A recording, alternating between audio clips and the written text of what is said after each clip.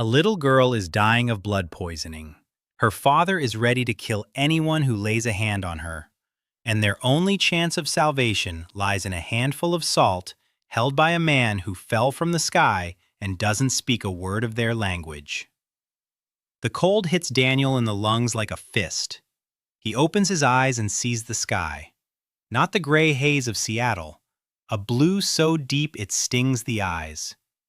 The air smells of wet earth and blood. He struggles to sit up and the world sways. The back of his head explodes with pain. His fingers feel for the bag on his chest, a white plastic bag. Sea salt, 1 kilogram. Letters float before his eyes. And then he hears breathing, not his own, many breaths. He turns his head. Short people in animal skins stand around him, spears in their hands, faces black with dirt, eyes like beasts. One steps closer. A girl lies in his arms, 5 or 6 years old. She's racked with fever. Her breath gurgles in her chest. Her leg is swollen from knee to ankle. Pus oozes from the wound. The stench of rot hits his nose from 2 steps away. Daniel's mind refuses to believe it. It's a dream. It's delirium from the blow. But the cold is real, and the rattle of the dying child is real. Daniel Cho, 34 years old, food industry engineer, 8 years in canneries, knows everything about salting and smoking, and nothing about surviving in a world without walls. He looks at the salt, at the wound, and realizes 2 things at once. He's not in his own time, and this kilogram could save the child. Or kill him if the savages decide that the white powder is poison. He rips open the packet with his fingernail. His hands are shaking, but his mind is already calculating. Saline solution, 9 grams per liter. He pokes at the leather pouch on the man's belt. Water. The man backs away. Spears sway. Someone growls. Daniel freezes, points at the girl, at the salt. The father is the first to understand. He barks a short word. The water skin falls at Daniel's feet. The water is murky. It smells of mud. There is no choice. A handful of salt into the water skin. Shake it. Lick it. Too salty. Add more water. Again. Almost like tears. It'll do. He rips a strip from his shirt, wets it, reaches for the girl's leg. The father flinches. Daniel freezes, catches his gaze, shakes his head, slowly reaches out again. The father doesn't move. Daniel washes the wound. Pus oozes out at the first touch. The girl screams like a wounded animal. The father lunges forward, and the spearhead freezes a centimeter from Daniel's throat. He doesn't turn around. His hands keep working. Wash. Remove the pus. Clean it again. He takes a pinch of dry salt and presses it straight into the wound. The girl screams so loudly that birds fly from the tree. The spear pierces the skin. A drop of blood runs down his neck. Daniel doesn't stop. He wraps the leg in a wet cloth. He tightens the knot. He sits down on the ground. His heart is pounding in his ears. 20 pairs of eyes are fixed on him. They don't remove the spear. His father's face is the face of a man ready to kill. Daniel raises his empty palms. He points at the girl, at the sky, at the sun. Wait until tomorrow. He doesn't know if they'll understand the gesture.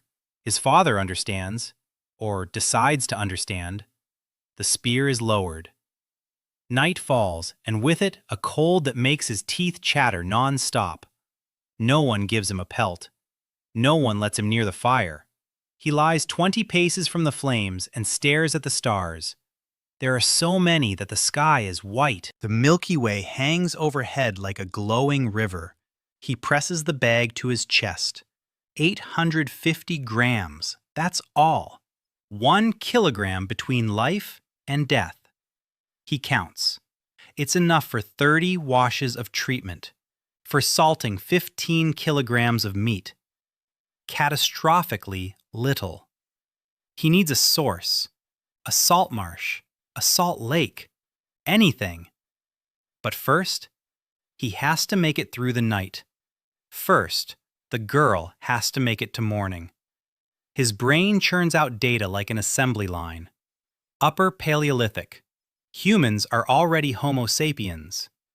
They say they draw and make tools, but there's no agriculture, no metal, no wheel, no salt.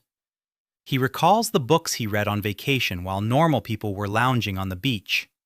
The history of wheat, bronze metallurgy, Neolithic technologies. He laughs in the darkness, quietly, almost a sob. He salted fish at a factory for 8 years, and now he lies on the wet ground 15,000 years ago, and the only skill of his that means anything is the ability to salt. The morning is gray and cold. He hasn't slept a wink, but the first thing he does is look at the campfire.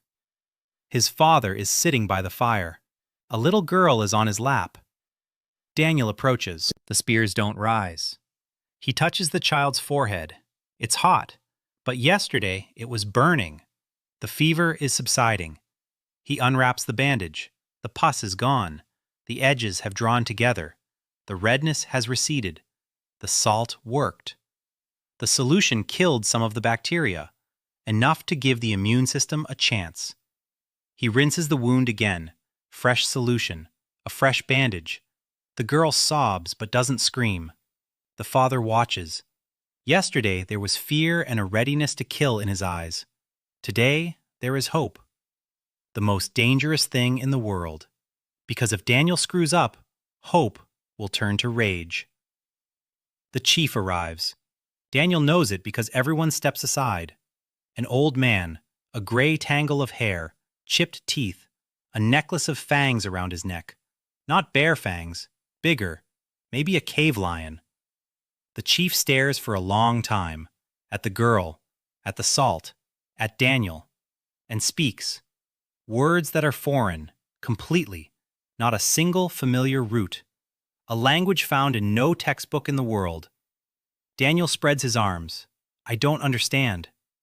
The chief turns toward the camp. A carcass hangs on a wooden frame. Deer.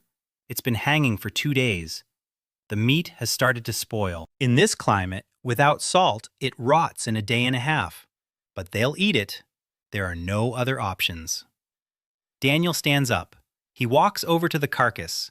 He sniffs. A sour, heavy smell. The top layer is slimy, but the inside can still be saved. He pours a handful of salt into his palm. The chief stares intently at the white crystals. Daniel peels off the rotten layer with his hands. Beneath it, the meat is darker but still fresh. He rubs in the salt. 3% of the weight, by eye. The second piece. The third. His hands move swiftly. This is his territory, the only one for 15,000 years in either direction. An hour later, the carcass is butchered and salted. He hangs the pieces so the air blows on them from all sides. He shows them to the chief. Wait. By evening, the meat changes, the smell fades, the surface dries, the color darkens. Daniel cuts off a thin strip. He hands it to the chief. The old man sniffs it, licks it. His eyes widen. He puts it in his mouth and chews. Slowly, like a man tasting something for the first time in his life and afraid it will end. This old man has lived through 60 winters. He has buried children and grandchildren. He has eaten rotten meat his whole life, and now he chews meat that doesn't reek of death. The chief says one word. Short. Guttural. He points at Daniel and repeats it, then at the salt and repeats it. You, salt, the same thing. From this moment on, his name is Salt. At sunset on the second day, the girl opens her eyes and asks for food. Her father cries. Daniel feeds her thin strips of salted meat, soaked in water so they don't cut her throat. The girl chews and looks at him with her round, dark eyes. She doesn't know that this stranger in strange clothes has just turned the world upside down. She just wants to eat. Daniel smiles, for the first time in 2 days. Then he looks at the bag. 700 grams, enough for a week if he's careful. Then he'll be a naked stranger again, without a language or a spear. He needs a plan. He needs a source of salt. He needs to teach these people 10 things that will save them next winter. But that's later. Right now, they've let him near the fire for the first time. For the first time, they've thrown a piece of hide. The girl is sleeping on his lap. Her father sits silently beside him. The chief stares into the fire. 23 people, a small, dirty, hungry tribe in a world that will soon grow even colder. And one engineer with a bag of salt. Daniel holds the girl tighter and mutters to himself in Korean. All right, let's start small. On the third day, Daniel began learning the language. Not from a book. There were no books. He learned the way children learn. He pointed his finger at an object and waited for someone to say the word. Stone, water, fire, meat, knife, hand, foot, sky. He repeated each word 20 times. The language was guttural and sharp. Lots of consonants, few vowels. Some sounds Daniel couldn't physically produce. His throat was built differently. He lived among asphalt and coffee shops. These people lived among rocks and animal bones. Their throats were made for shouting on the hunt, for calling across the river, for growling over their prey. But he tried. The girl helped. Little Ari, that was her name. Daniel learned it on the second day when her father called the child by name. Ari was the best teacher. She pointed her finger at everything in sight and rattled off words so fast that Daniel couldn't keep up. She laughed when he mispronounced them, loud and hearty, the first laughter Daniel had heard in this world. By the fourth day, he knew 30 words. By the fifth, 50. By the seventh, he could say simple phrases. Water here, meat bad, need fire, leg better. That was enough to start with. First thing, Daniel set about building a smokehouse. Not a real one.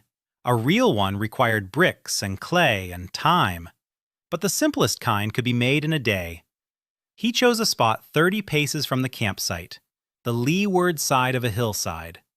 He dug a knee-deep hole with his hands and a sharp stone. His palms were raw by noon. He wasn't used to digging. His hands were an engineer's hands, soft, with slender fingers. Here they became a problem. But he dug. He laid flat stones at the bottom of the pit. On top, he stretched a frame made of branches bound with strips of hide. He hung thin strips of meat on the frame. Then he built a small fire in the pit. Not a flame, smoldering embers.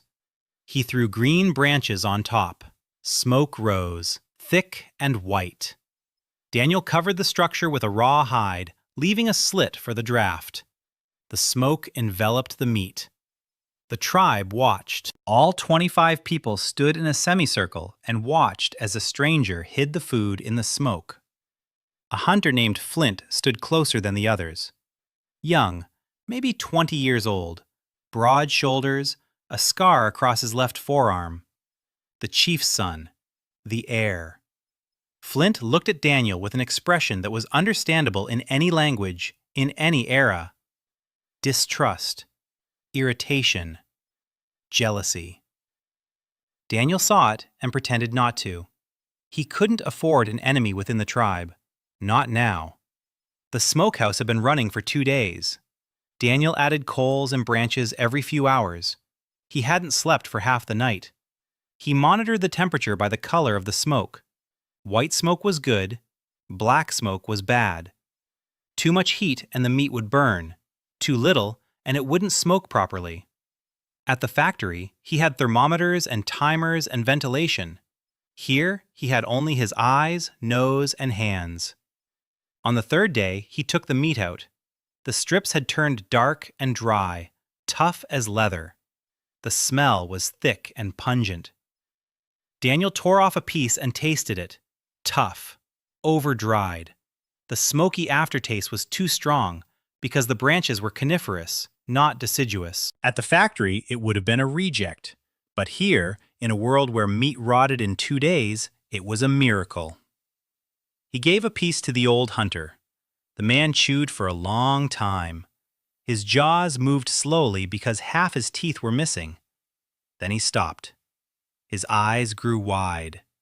He chewed again, more slowly, as if he couldn't believe what was happening in his mouth. The meat didn't stink. The meat wasn't slimy. The meat was chewable and didn't trigger a gag reflex. To a 21st century person, it was just bad jerky. To a Paleolithic person, it was the best meat of his life. The old hunter looked at Daniel and uttered a long phrase that Daniel didn't understand. But the tone was clear: gratitude, confusion, fear of the unknown, all at once. Daniel handed out the meat to everyone, a strip for each person. He watched their reactions. The women tried it first, carefully, biting off tiny pieces. Then they chewed faster. Then they looked at each other. The children grabbed the strips and shoved them whole into their mouths. One boy choked and coughed, and everyone around him laughed. It was the second laugh Daniel had heard in this world. Flint took a strip last. He chewed with a stony face, didn't say a word. He tossed the uneaten piece aside and walked away. Daniel noticed this and remembered it. That evening, a shaman sat down next to him, an old man named Fire Eye. Daniel had recognized him before, but didn't approach him. Fire Eye was strange even by the standards of this world. Tall, skinny, with long, tangled hair into which bones and feathers were woven. His left eye was cloudy, blind. His right eye burned with such intensity that Daniel felt uneasy. Fire Eye sat down next to the fire. He was silent for a long time. Then he began to speak, slowly and measuredly, as if he were singing.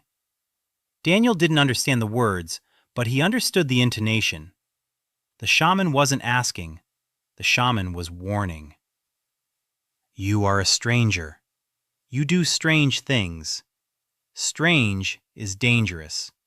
The spirits do not like strange things. Something like that. Daniel nodded. He knew this conversation would happen. The shaman was an authority. Not military, spiritual. He decided when the tribe went hunting and when it stopped.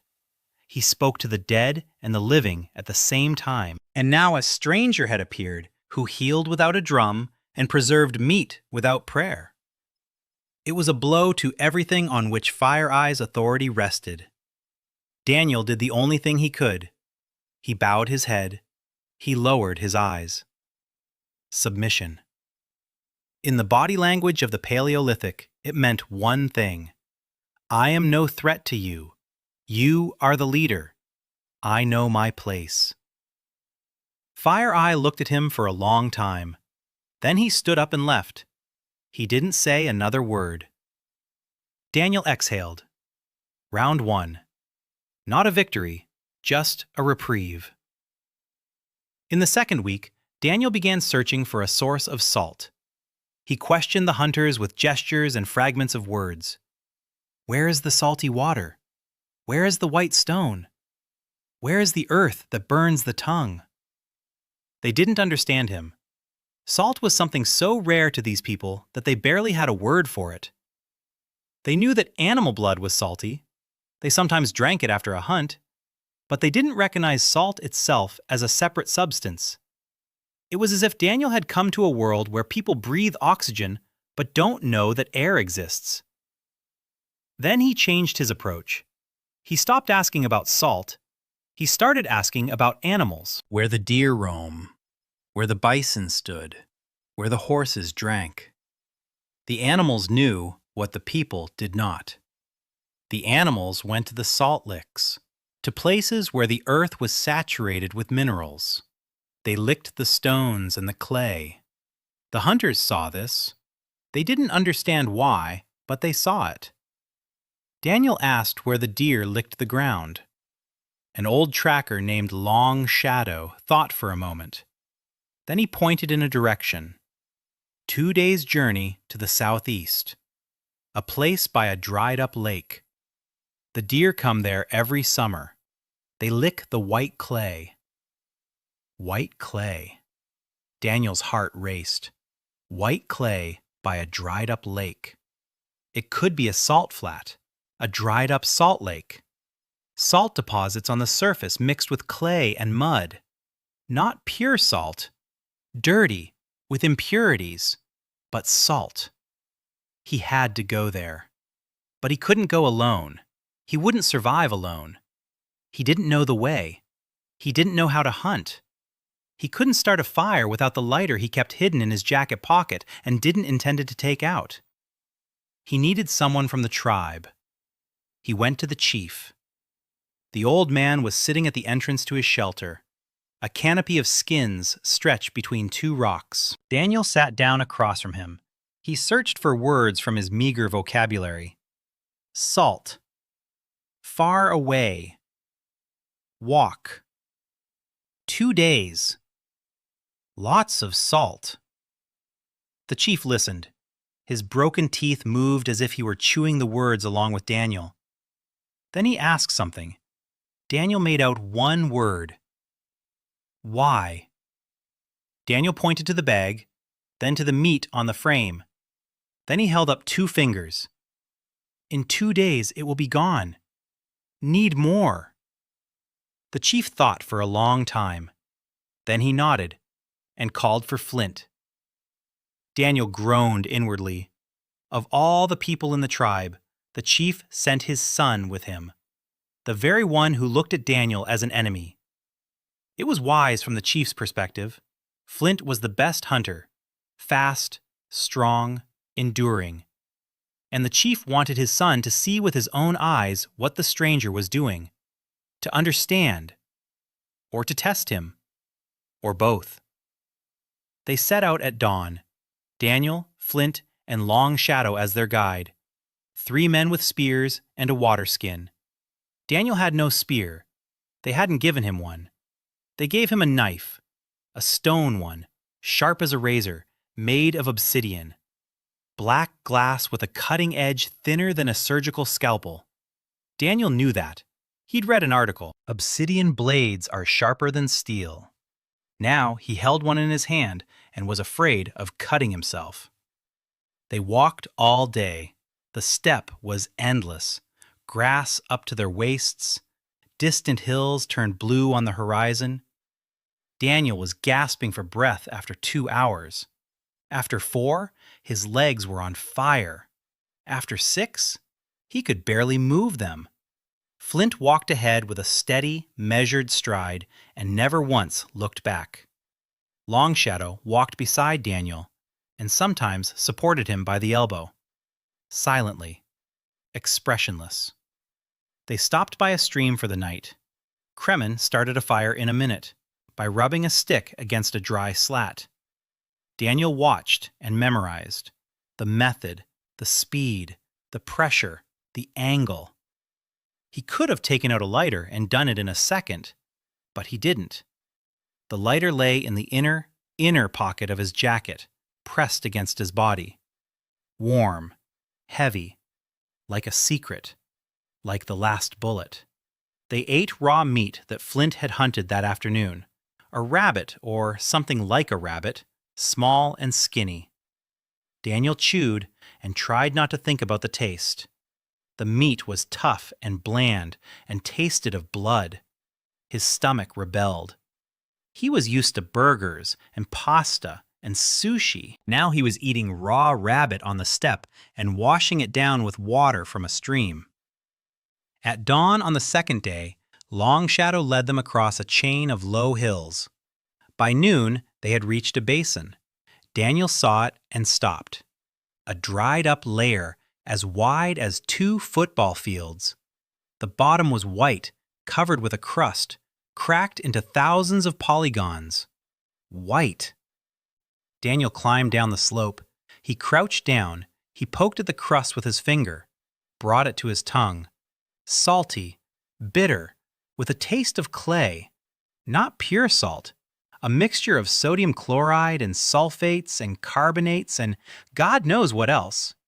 But salt. Real salt. Right under his feet. Tons and tons of it. Daniel fell to his knees, not out of joy. His legs simply gave way. He sat on the white crust and laughed. Then he started shaking. Then he fell silent. Flint and Long Shadow stood behind him, watching the stranger sitting on the ground, shaking. Flint said something. Daniel made out a word. Mad, maybe. Maybe he's mad. But mad with salt. He gathered as much as he could carry, scraped the bark with a stone knife, filled the wineskin, stuffed his jacket pockets, gave Flint and Long Shadow a sack each. They carried it without understanding why. To them, it was just dirty white dirt. Daniel knew that in a week they would understand. The trip back took a day and a half. Daniel walked faster. Adrenaline carried him forward. When they returned to camp, he immediately got to work. First, he dissolved the raw salt in water. A lot of water. He stirred it, let it settle. The dirt and clay sank to the bottom. A cloudy but clearer solution remained on top. He poured it into a leather bag. Then he lit a fire. He found a flat stone, as wide as a tray. He placed it on 2 other stones over the coals. He poured the solution onto the hot stone, a thin layer. The water began to evaporate, slowly. Daniel added coals. He monitored the temperature. After 4 hours, white crystals remained on the stone. Salt. A bit dirty, with a yellowish tint, but salt. Not from a bag, his own. The first salt he had with his own hands in this world. Daniel gathered the crystals, weighed them in his palm, 100 grams, maybe 120, for 4 hours of work. It was little, catastrophically little on an industrial scale, but enough to start with. Enough to know that a bag from the supermarket was no longer the only source of life. He showed the salt to the chief. The old man took the crystals, rubbed them between his fingers, licked them, and his eyes became the same as they had been that first time he tasted salted meat. Daniel said 3 words in the tribe's language. Many, salt, always. The chief looked at him, and for the first time ever, he smiled. Chipped teeth, chapped lips, the most beautiful smile Daniel had ever seen in his life.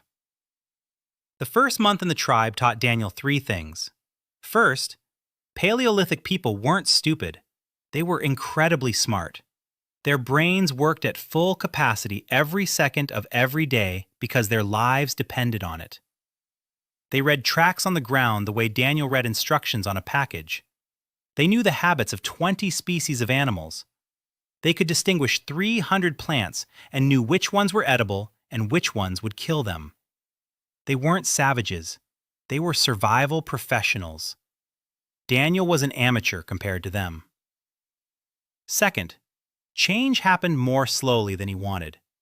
He was used to a world where an idea turned into a product in a matter of months. Here, an idea turned into understanding in a matter of weeks, then into action in weeks, then into habit in months. Every step required an explanation. Every explanation required a language he didn't yet possess. Every language required trust he had only just begun to build. Third, salt was not merely a mineral. Salt was politics. He understood this when the chief called him to the evening fire and asked, through Long Shadow, who had become something of a translator, whom to give the white stone to. The question sounded simple. The answer was more complicated than anything Daniel had done at the factory. If everyone were given an equal share, the strong hunters would receive as much as the weak old men. The hunters would be offended. They bring back the meat. Without them, there's nothing to salt. If only the hunters were given salt, the old men and women would be left without it. And the women tan the hides, cook, and look after the children. Without them, the hunters would be walking around naked in a week. If the salt were given to the chief and he distributed it, the chief's power would grow. This is good for stability, but it's bad for Daniel because he'll no longer be needed. Daniel thought about it for 3 days. Then he proposed a system. Everyone who works gets salt. Any work counts. Hunting, tanning, looking after the children, gathering berries and roots, helping at the salt works. Every evening, Daniel measures out a portion. Not a large one, a pinch. Enough to salt a piece of meat. Those who don't work don't get any, but anything counts as work, even if an old man is just braiding a rope. The chief thought about it even longer than Daniel.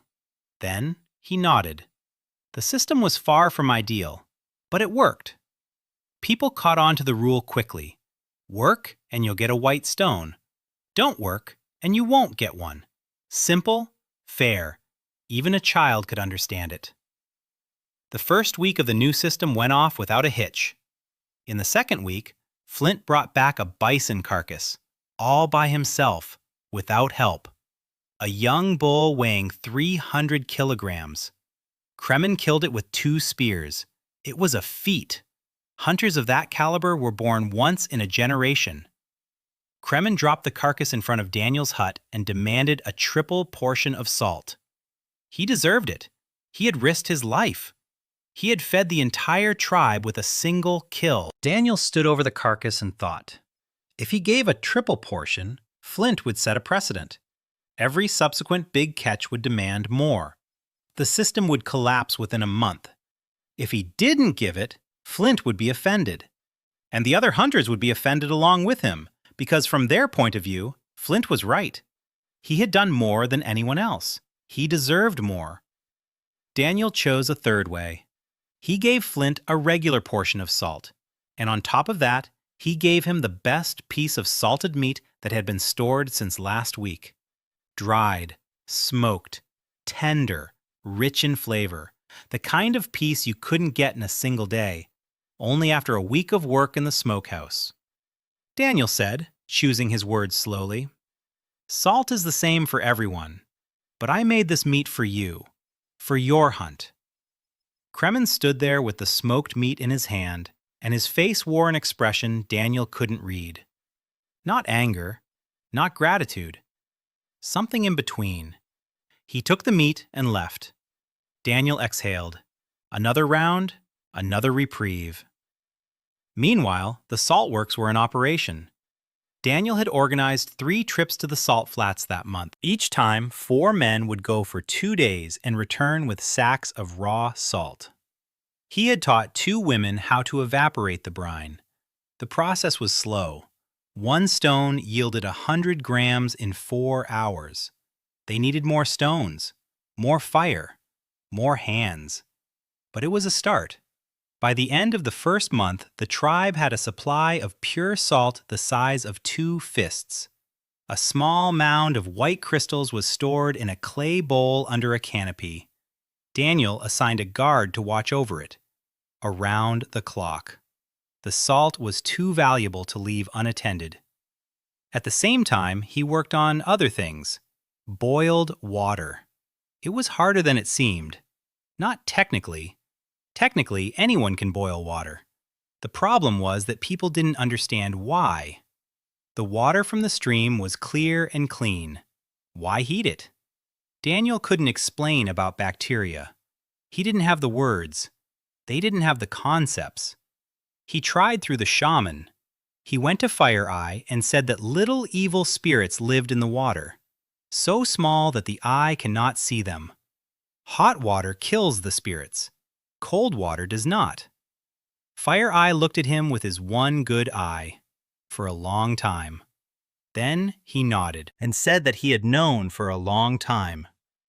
Daniel barely kept a straight face. Of course he knew. Shamans always knew everything in hindsight. But it didn't matter. The main thing was that Fire Eye had confirmed it. His word was law for half the tribe. If the shaman said there were spirits in the water, then there were spirits in the water. A week later, the tribe was boiling water before drinking it. Not everyone, not always, but most of them. Stomach upsets were cut in half. Daniel counted the days by the notches on a stick. 28 notches, 1 lunar cycle. 1 moon, as the locals counted it. During that moon, he built a smokehouse, found salt, taught them how to evaporate it, introduced a distribution system. He convinced the people to boil water. He cured Ari completely. The wound healed, leaving only a scar on her shin. The girl ran and laughed and came to him every morning to learn new words. He taught her to count, with pebbles. 1 pebble is 1. 2 pebbles are 2. She caught on instantly. By the end of the moon, she could count to 20. Daniel didn't know that this was the beginning of something much bigger than counting with pebbles. But more on that later. Right now, he had another problem: Fire Eye. The shaman had been quiet since their first conversation. Too quiet. Daniel noticed that the old man was watching, always from a distance, always with one burning eye. When Daniel was building the smokehouse, Fire Eye was watching. When Daniel taught the women to evaporate salt, Fire Eye stood behind the nearest rock. When Ari counted the pebbles, Fire Eye sat by his fire and listened. Then the conversations began, not with Daniel, with the tribe. Daniel didn't hear them directly. His tongue was still too weak for eavesdropping, but he saw the results. A young woman named Grass, who had been helping at the salt works, suddenly stopped coming. 2 days later, Daniel asked her husband. The husband looked away and said that Fire Eye had spoken to her. Fire Eye said that the stranger's white stone angered the spirits of the earth, that salt is the blood of the earth and must not be taken, that the spirits would send sickness upon anyone who touched it. Daniel clenched his teeth. This was to be expected. It was inevitable. The shaman could not sit idly by while the stranger chipped away at his influence bit by bit. Fire Eye acted as shamans had acted for thousands of years, through fear, through the spirits, through the unseen. One could not fight the unseen with logic. Logic didn't work in the spirit world. Daniel thought for 2 days. Then he went to Fire Eye. He sat down beside him. He was silent for a long time. The shaman was silent even longer. Then Daniel spoke, slowly, each word like a stone laid in a wall. He said that the white stone was a gift from the spirits of the earth, not blood, a gift. The earth gives it to those who know how to ask, and to those who know how to ask correctly, to those who know the spirits, those who hear their voices, awakens. Daniel said that every time before taking salt from the lake, one must ask the spirits for permission, and awakens must be the one to ask, because only he hears the answer. The shaman was silent, his seeing eye bored into Daniel. The old man was no fool. He understood that the stranger was offering a deal. You stop scaring people. I give you authority over the ritual. The salt remains my technology, but the spiritual side remains yours. Fire Eye thought for 3 days. On the 4th, he came to the salt works. He performed the ritual. A long one, with singing and smoke from burning herbs and the sound of a stick striking stone. People watched and nodded. The spirits gave their permission. The salt could be taken. The grass returned to the salt works the next day. Daniel didn't celebrate. He knew this was a temporary truce. Awakens had conceded tactically, but not strategically. The old man waited for a mistake, waited for the moment when the stranger would slip up and he could say, "See, the spirits have punished him." Daniel couldn't afford to make a mistake. That was the trap. In a world where everything is being done for the first time, It is impossible not to make mistakes. But for an engineer, a mistake is data. A mistake for a shaman is a curse. The same result, but the meaning is opposite. By the end of the second month, Daniel began building a kiln. Not a smokehouse, a kiln for firing clay. He knew the theory. Clay plus high temperature equals ceramics. 800 degrees minimum. Better yet, 1,000. You need a sealed chamber with a draft. You need firewood. Lots of firewood. You need the right clay. Not just any clay. Fatty clay. Without large inclusions. He found clay by the river. Gray, malleable. It stuck to his hands. When he kneaded a piece in his palms, he felt a familiar sensation, like modeling clay. He molded a small bowl, clumsy, uneven, with thick walls and a crooked bottom. At the factory, they would have laughed at him. Here, it was the first clay bowl in the entire history of this tribe. And it was at that very moment that Era approached him, the chief's daughter. Daniel knew of her but had never spoken to her. She always kept to herself, quiet, tall for a woman of that time, broad cheekbones, hair the color of wet sand, braided into 2 tight plaits. Long, strong hands, the hands of a master, though she wasn't a master yet. Era approached and sat down beside him, silently. She took a piece of clay, kneaded it, and began to mold. Daniel watched. Her fingers moved differently, more confidently, more precisely. She didn't know what pottery was, but her hands knew the shape, knew symmetry, knew how to press so the wall would be of uniform thickness. 20 minutes later, she was holding a bowl, smooth, thin-walled, with a smooth curve at the rim, 10 times better than what Daniel had made. He looked at her. She looked at him. Not a word. Daniel took her bowl, placed it next to his, pointed to the oven he hadn't built yet, then pointed to the fire, then tapped the bowl. Clay is soft.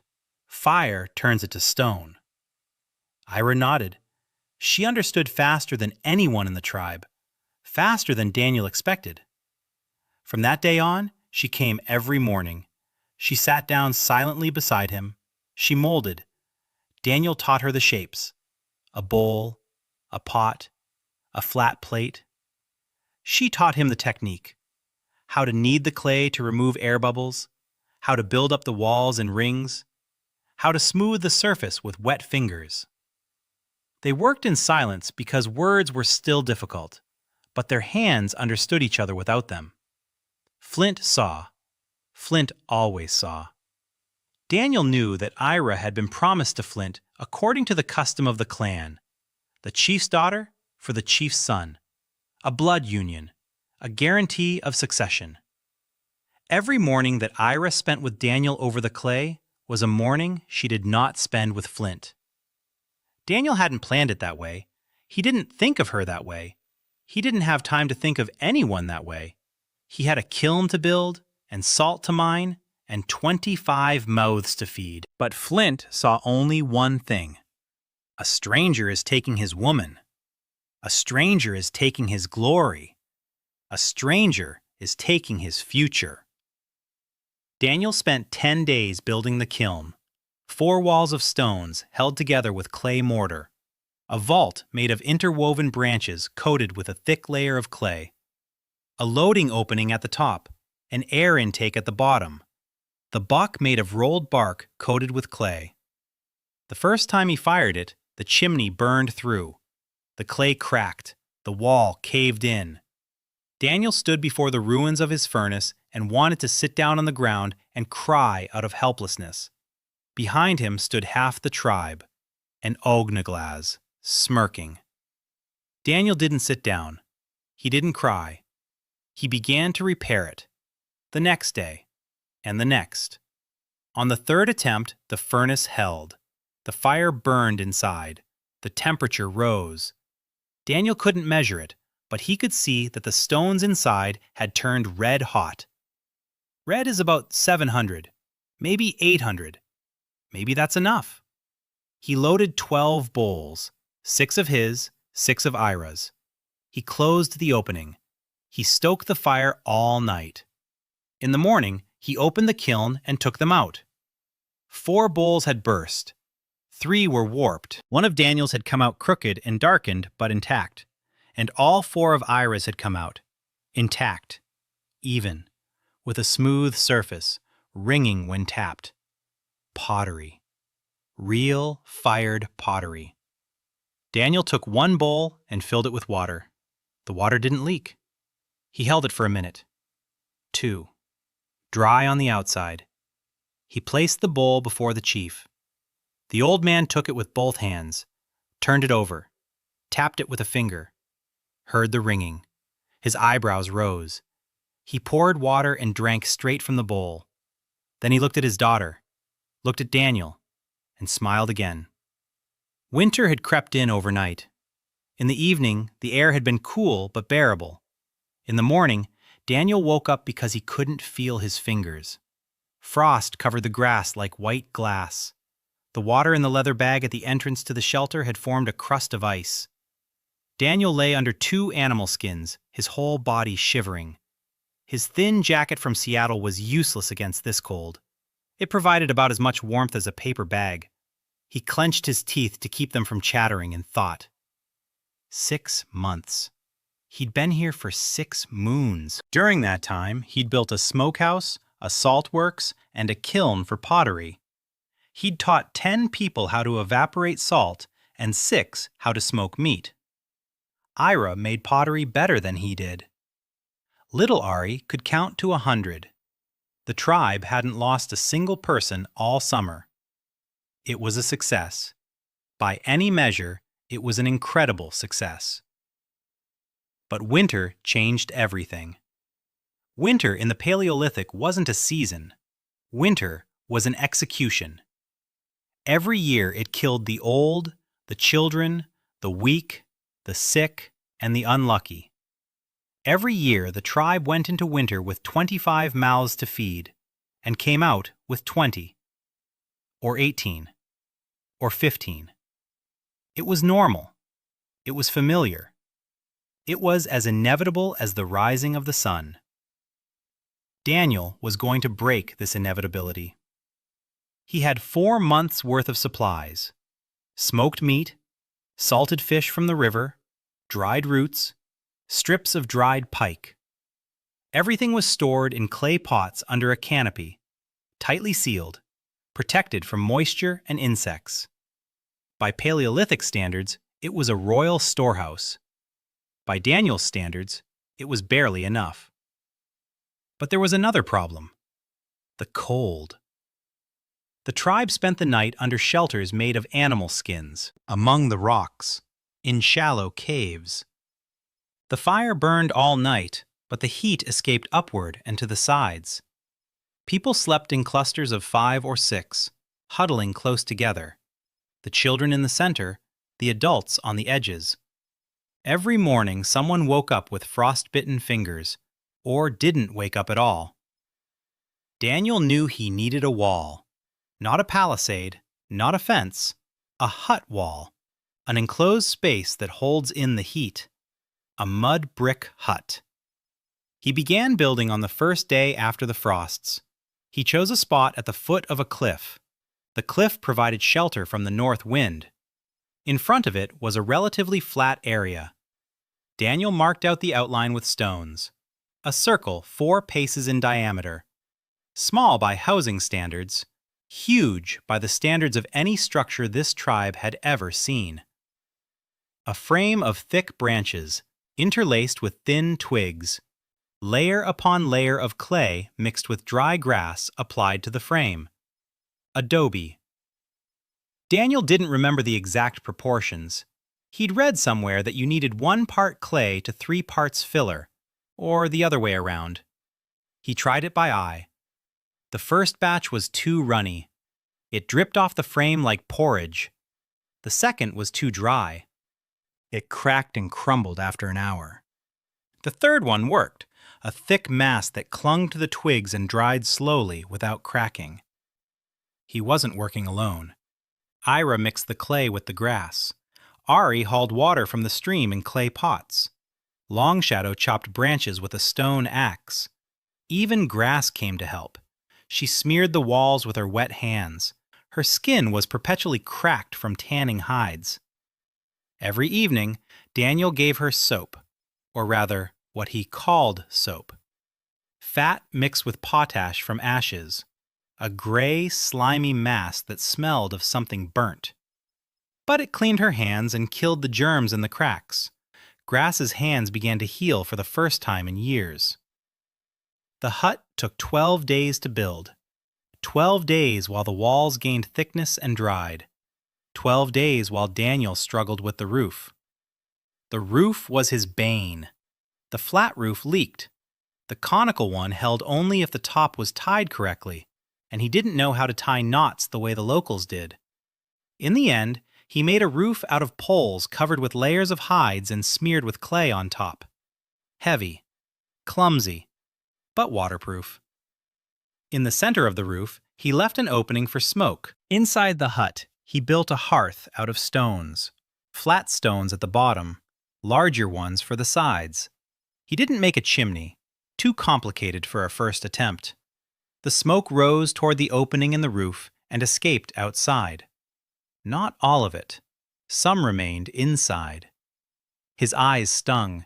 His throat was scratchy, but it was warm. Daniel stoked the fire in the hearth and closed the entrance with a skin curtain. An hour later, the temperature inside had risen so much that he took off his jacket. The jacket, which he hadn't taken off since the first day, because it had a pocket, and in the pocket was a lighter. He hung the jacket on a peg in the wall. Then he sat down on the floor, which was lined with dry grass and animal skins. Then he lay down. Warmth embraced him from all sides. The walls held the heat. Clay was the perfect heat sink. It heated up slowly, but then gave off heat for hours. Even when the fire burned out, the walls would remain warm until morning. He lay there and looked up at the smoky opening above his head. A patch of sky. Stars. He felt like crying, not out of grief, because for the first time in 6 months, he was warm. Truly warm. Just like home. The next morning, the chief came to the hut. The whole tribe followed him. They stood and looked at the clay wall with the same expression a modern person would have looking at a spaceship. A wall, standing on its own. Without trees, without stones, made of mud. The chief went inside, he in the center. He touched the walls with his hands. He felt the warm clay. Then he came out. He looked at Daniel and uttered a long phrase. By this point, Daniel understood the language well enough to grasp the meaning. Make one just like this for everyone. Daniel nodded. He had been expecting this. 1 hut was proof enough. Now, he needed 10. 1 took 12 days and 4 pairs of hands. There wouldn't be enough hands or time to build 10 before the real frosts set in. He simplified the design.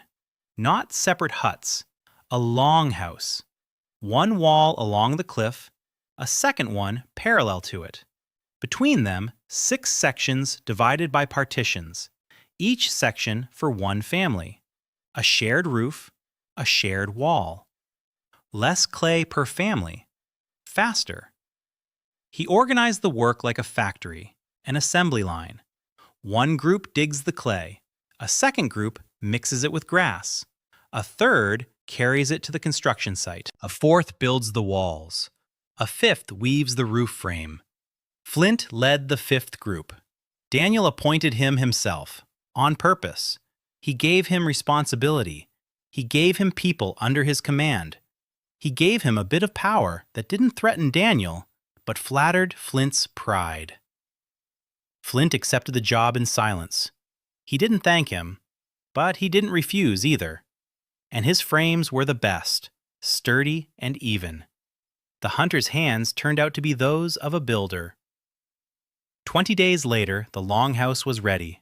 6 sections, 25 people under one roof. A hearth in every section, animal hides at the entrances, a clay floor pounded smooth. It was cramped, it was smoky, it was dirty, and it was warm. On the first night in the longhouse, Daniel lay in his section and listened. Quiet breathing, the old hunters snoring through the wall, a child's mumbling in his sleep, the rustling of hides. Warmth. 25 people were breathing under one roof, and every breath warmed the air by a tiny fraction of a degree. Together, they were a stove. Daniel smiled in the darkness. He called the longhouse Model A, simply because he couldn't help himself. When Ari asked what it meant, he said it was the sacred name of the house in the language of their ancestors. Ari nodded seriously and ran off to tell the others. By evening, the whole tribe was calling the longhouse Model A, a sacred name. Daniel covered his mouth with his hand to keep from laughing. Winter arrived in earnest 10 days after the house was finished. Snow. Real snow. Not that light, fluffy Seattle snow. Heavy, wet, cold snow that fell in a layer 2 palms thick overnight and didn't melt. The temperature dropped so low that breath turned to steam instantly. The river froze along the banks. Hunting became impossible for 3 days. Then for 5. Then for a week.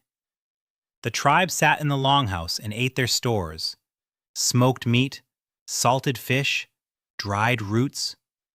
Every day Daniel measured out the portions, strictly, no exceptions. 200 grams of meat per adult, 100 per child, plus roots, plus hot water. He made everyone drink hot water, not boiling water, warm water, boiled and cooled until it was safe to drink without getting burned. Warm water warmed them from the inside. It saved calories that the body would have spent heating cold water. A little trick, an engineering one of those that don't look like a miracle but save lives. In the 3rd week of winter, the old man fell ill. Crooked Tooth, the oldest in the tribe, a hunter who had known 4 chiefs. A cough, hoarse and deep, a fever. Daniel wasn't a doctor.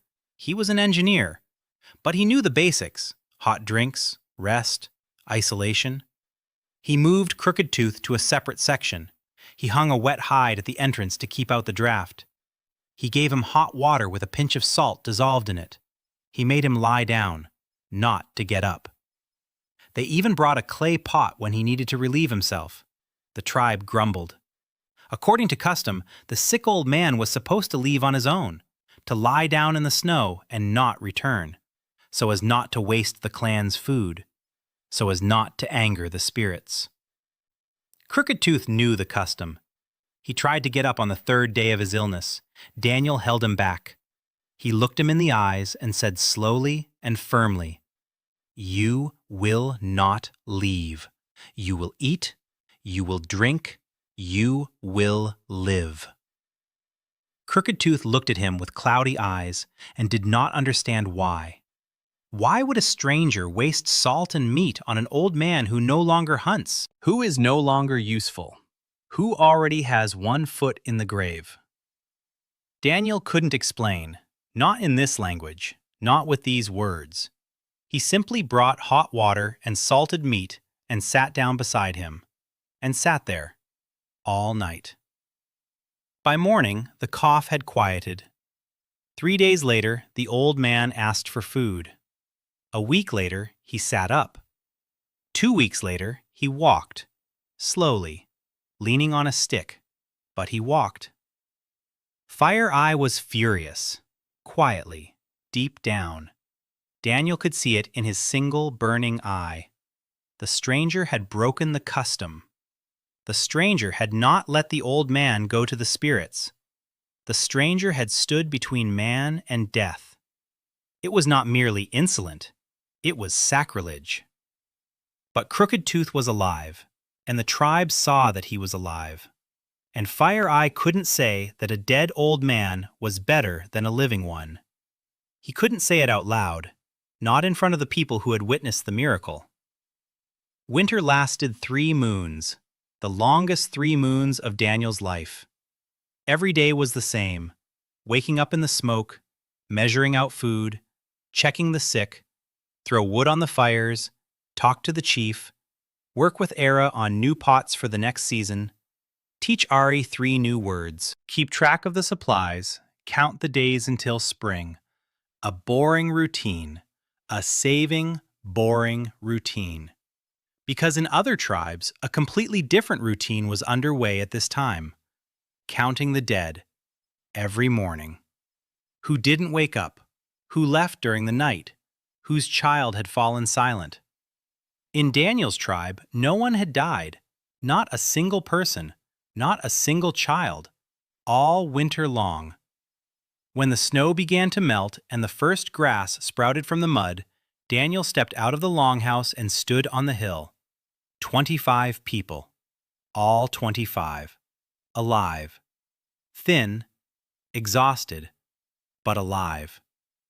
He stood on the hill, the wind blowing in his face, his eyes watering, not from the wind. Crooked Tooth approached him, leaning on a stick. He stood beside him. He was silent. Then he placed a hand on Daniel's shoulder. The hand was old and heavy and warm. They stood like that for a long time. 2 men on the hill, one of whom shouldn't have been there. The other shouldn't have been alive. Spring smelled of mud and hope and something green and sharp. Daniel took a deep breath. 6 months until the next winter. He knew the next one would be harder. That was changing in the air. Something in how early the snow had fallen and how late it had melted. He couldn't prove it, but he could feel it. With an engineer's intuition that 8 years at the plant had turned into instinct. Something was wrong with the climate. Something big. But that was for later. Now it was spring. Right now, mud and grass and sun. Right now, 25 living people. And a salt bag. Empty. Neatly folded. Stored in the corner of his section like a relic.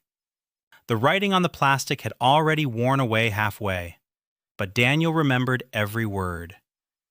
Coarsely ground sea salt. No additives. 1 kilogram.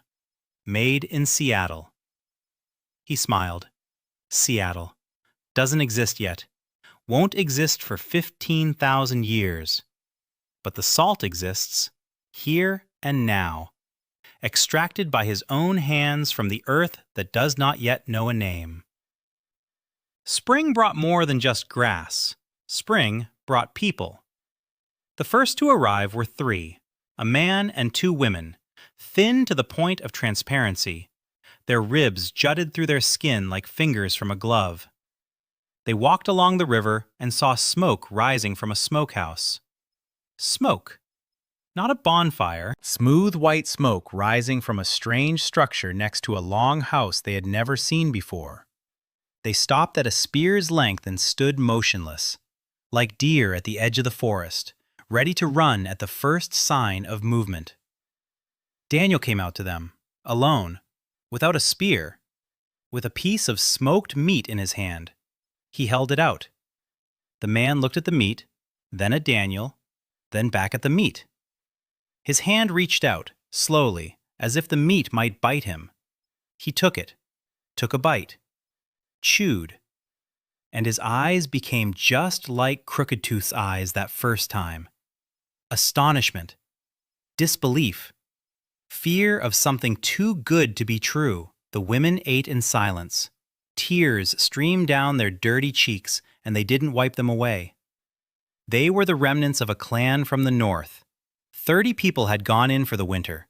3 had come out of the winter. The rest had died. Hunger, cold, disease. An ordinary winter in an ordinary Paleolithic era. Daniel had them to the settlement, fed them, gave them a place in the longhouse, gave them furs, gave them hot water. The chief had no objection. 3 pairs of hands, 3 people who could work, dig, build. 3 people who would be loyal because they had nowhere else to go. 2 weeks later, 7 more arrived. Another clan, from the west. They had fared slightly better. They weren't starving. But they had heard. Rumors spread across the steppe like the wind. Somewhere to the east, there was a tribe whose meat didn't rot, whose houses were made of stone, where children don't die in the winter. These 7 didn't come to ask for help. They came to look around. Their chief, a small, wiry man named Swift River, walked through the settlement and touched everything with his hands. The walls of the longhouse, the kiln, the smokehouse, the clay pots. He sniffed the smoked meat, licked the salt, tasted the water from a fired bowl. Then he sat down across from Daniel and was silent for a long time. Then he spoke. His dialect differed from the tribe's language, but Daniel understood the gist. What do you want in return? Daniel thought. He could have asked for hides. He could have asked for hunters. He could have asked for women. All of these were the currency of the Paleolithic era. But he asked for something else. People. Not slaves. Workers. Let Swift River send 5 people for 1 moon. They would work at the salt works and in the fields. Daniel would teach them to smoke meat and fire clay. After a moon, they would return home and teach their clan, and in exchange, Daniel would give 10 handfuls of salt and 5 pots and show them how to build a longhouse. Swift River thought even longer. Then he nodded. It was the first trade deal in the history of Salt Valley. Daniel didn't call it that, not out loud, but in his head he thought exactly those words. Trade, exchange, specialization, division of labor among the clans. Adam Smith, 15,000 years before Adam Smith. By the end of the second spring, the settlement had grown to 80 people. 3 clans merged together. The longhouse was doubled in size. Then they built a second one. Maetelbiari came up with the name herself. Daniel laughed and didn't correct her. The salt works operated in 3 shifts. 12 people were engaged solely in extracting and evaporating salt. Nothing else. That was their work, their craft, their specialization, the first of its kind in this world. Daniel set aside another group, 6 people, only meat smoking, and 4 more, only pottery. Ira led the potters, quietly and confidently. Her hands created pottery that was unmatched, thin-walled pots with an even fire, water bowls, flat plates for food, narrow-necked jugs for storing nut oil. Each piece was better than the last. Daniel stopped making pottery himself. His bowls looked like a child's work next to Era's. He wasn't offended. He was in awe. The engineer in him saw a master this world didn't deserve, or deserved more than any other. At the same time, Daniel began the project he feared most, the field, farming. He knew the theory. Wild barley grows in the steppes of this climate. He had seen it, slender ears with small grains. The locals gathered it sometimes, a handful here, a handful there. They ate it raw or ground it between stones into coarse flour. But no one planted it. No one thought you could plant a grain and it would grow. Because why? Grain grows on its own. It's everywhere. Take it and eat it. Daniel knew why. Because wild barley grew wherever it wanted. But cultivated barley would grow where they told it to. Because the wild kind yielded 10 grains per ear, and the selected kind would yield 20, then 30, then 50. Because a hunter feeds 2, and a field feeds 20. He chose a plot by the river, a gentle slope, good soil, dark and rich, with earthworms. Daniel loved worms. Worms meant living soil, fertile, ready. He cleared the plot of stones and bushes. He loosened the soil with a digging stick.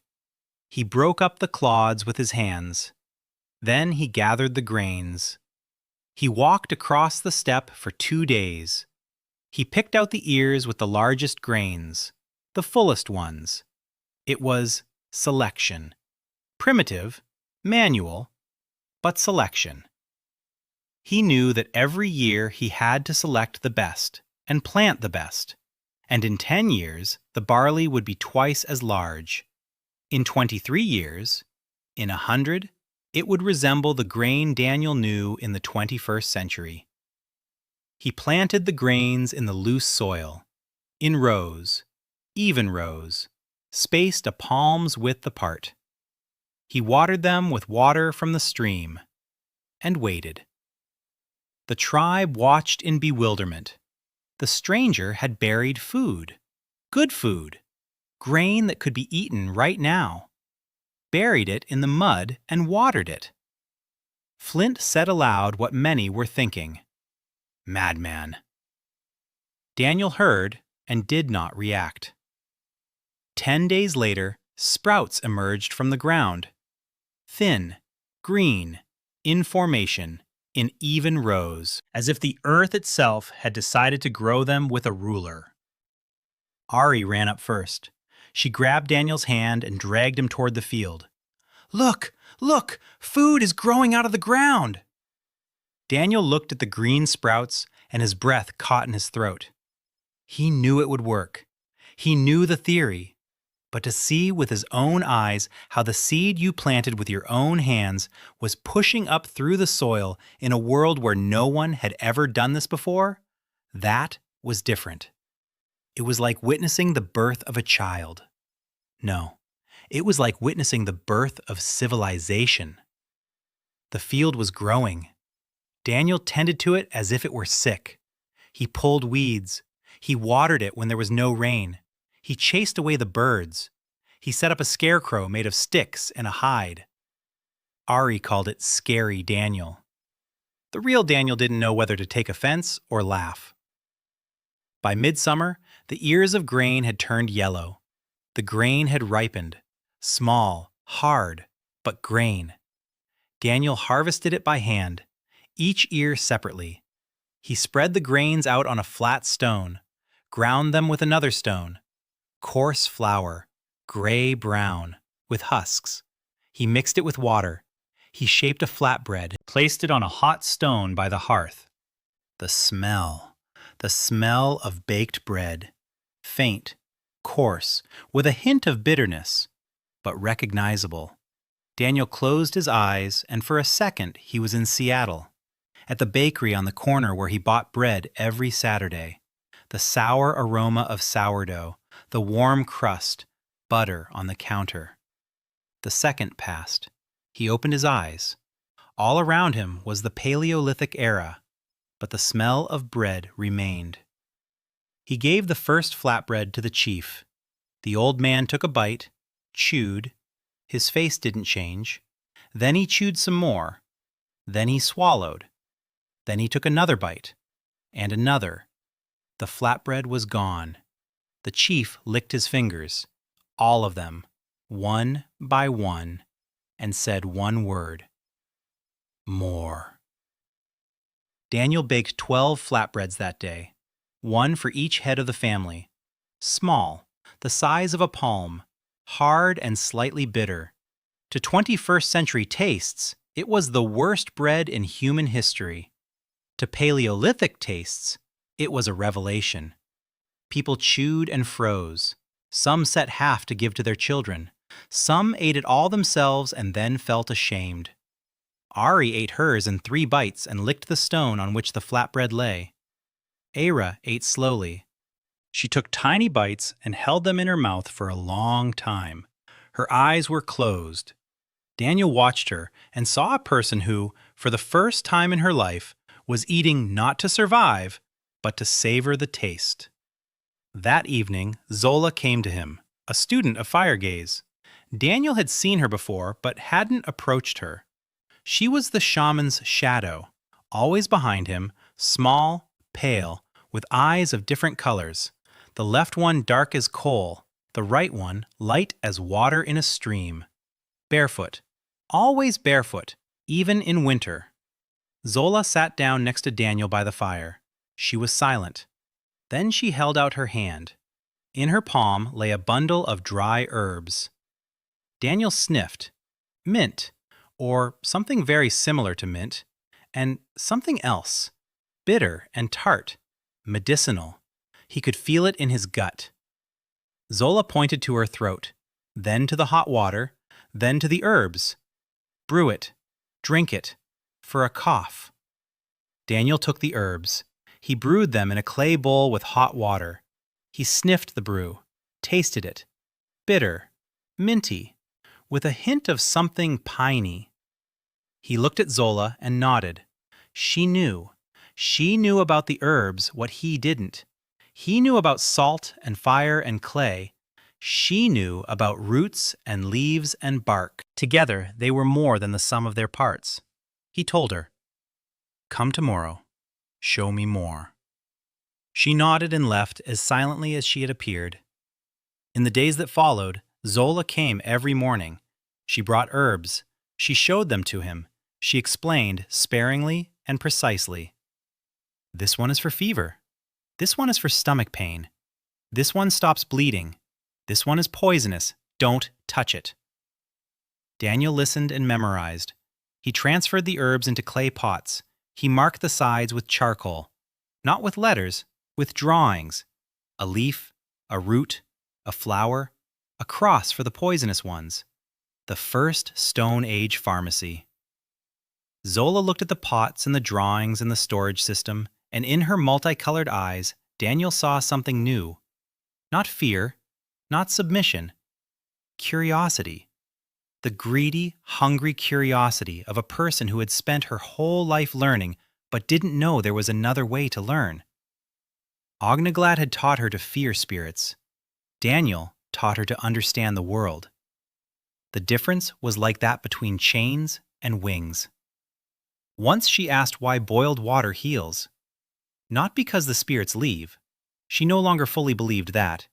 She wanted to know why, really. Daniel thought about how to explain it. Then he took a handful of sand. He threw it into a bowl of water. The water became cloudy. He pointed. See? Dirt. Now imagine there's dirt you can't see. So small, the eye can't catch it. It's in every drop of water, in every wound, in every piece of rotten meat. Fire kills it. Salt kills it. Smoke kills it. Ash looked at the murky water, then at the clear, boiled water next to it, then at Daniel, and she said quietly, "Fire Eye says you came from the evil spirits." Daniel wasn't surprised. He knew Fire Eye wouldn't give up. The truce was temporary. The shaman had conceded the ritual over the salt, but hadn't conceded power over fear. "He said that?" Zola replied. Zola was silent for a long time. Then she said, "I told him that evil spirits don't teach how to heal children." Daniel looked at her. A 17-year-old girl with mismatched eyes and bare feet. An orphan. The shaman's apprentice. The only person in this world who dared to contradict her teacher. For the sake of a stranger, she knew less than the moon. He said one word to her. "Thank you." She nodded and left, her bare feet silent on the trampled earth. Summer passed. The settlement grew. People came, singles, couples, families. By midsummer, there were already 90 people, then 100. Daniel built, planned, organized, taught, collapsed from exhaustion every evening, got up every morning. Sometimes in the middle of the night, he would wake up and lie in the dark, listening to 100 breaths all around him. 100 people, under the roofs he had taught them to build, fed on the meat he had taught them to preserve, alive thanks to the water he had taught them to boil. And he was afraid.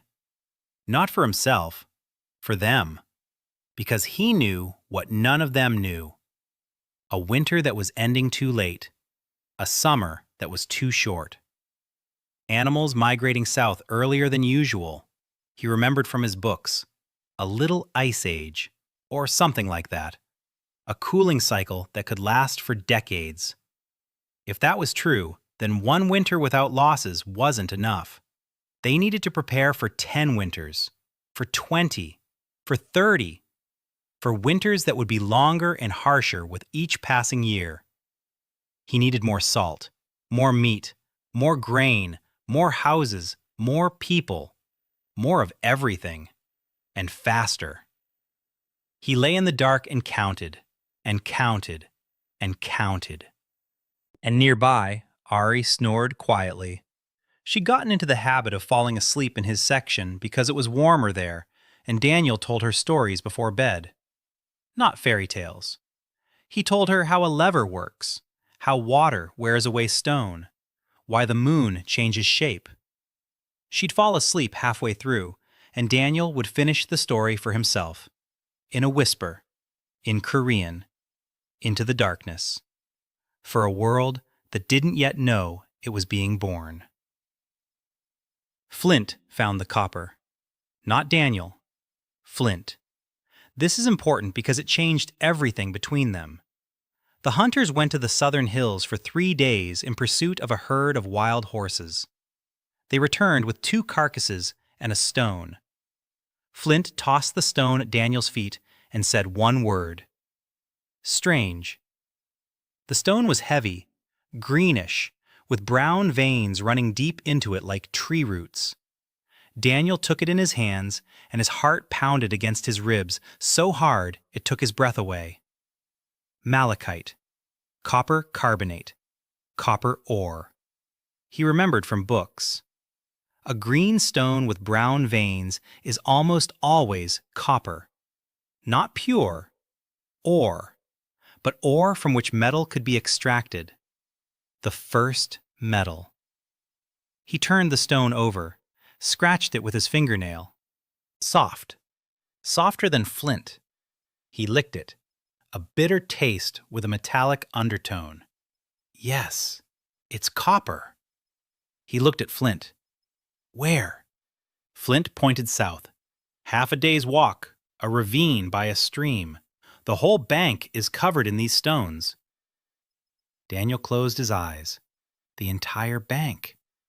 The entire bank of copper ore, a half-day's walk from the settlement. He wanted to hug Flint.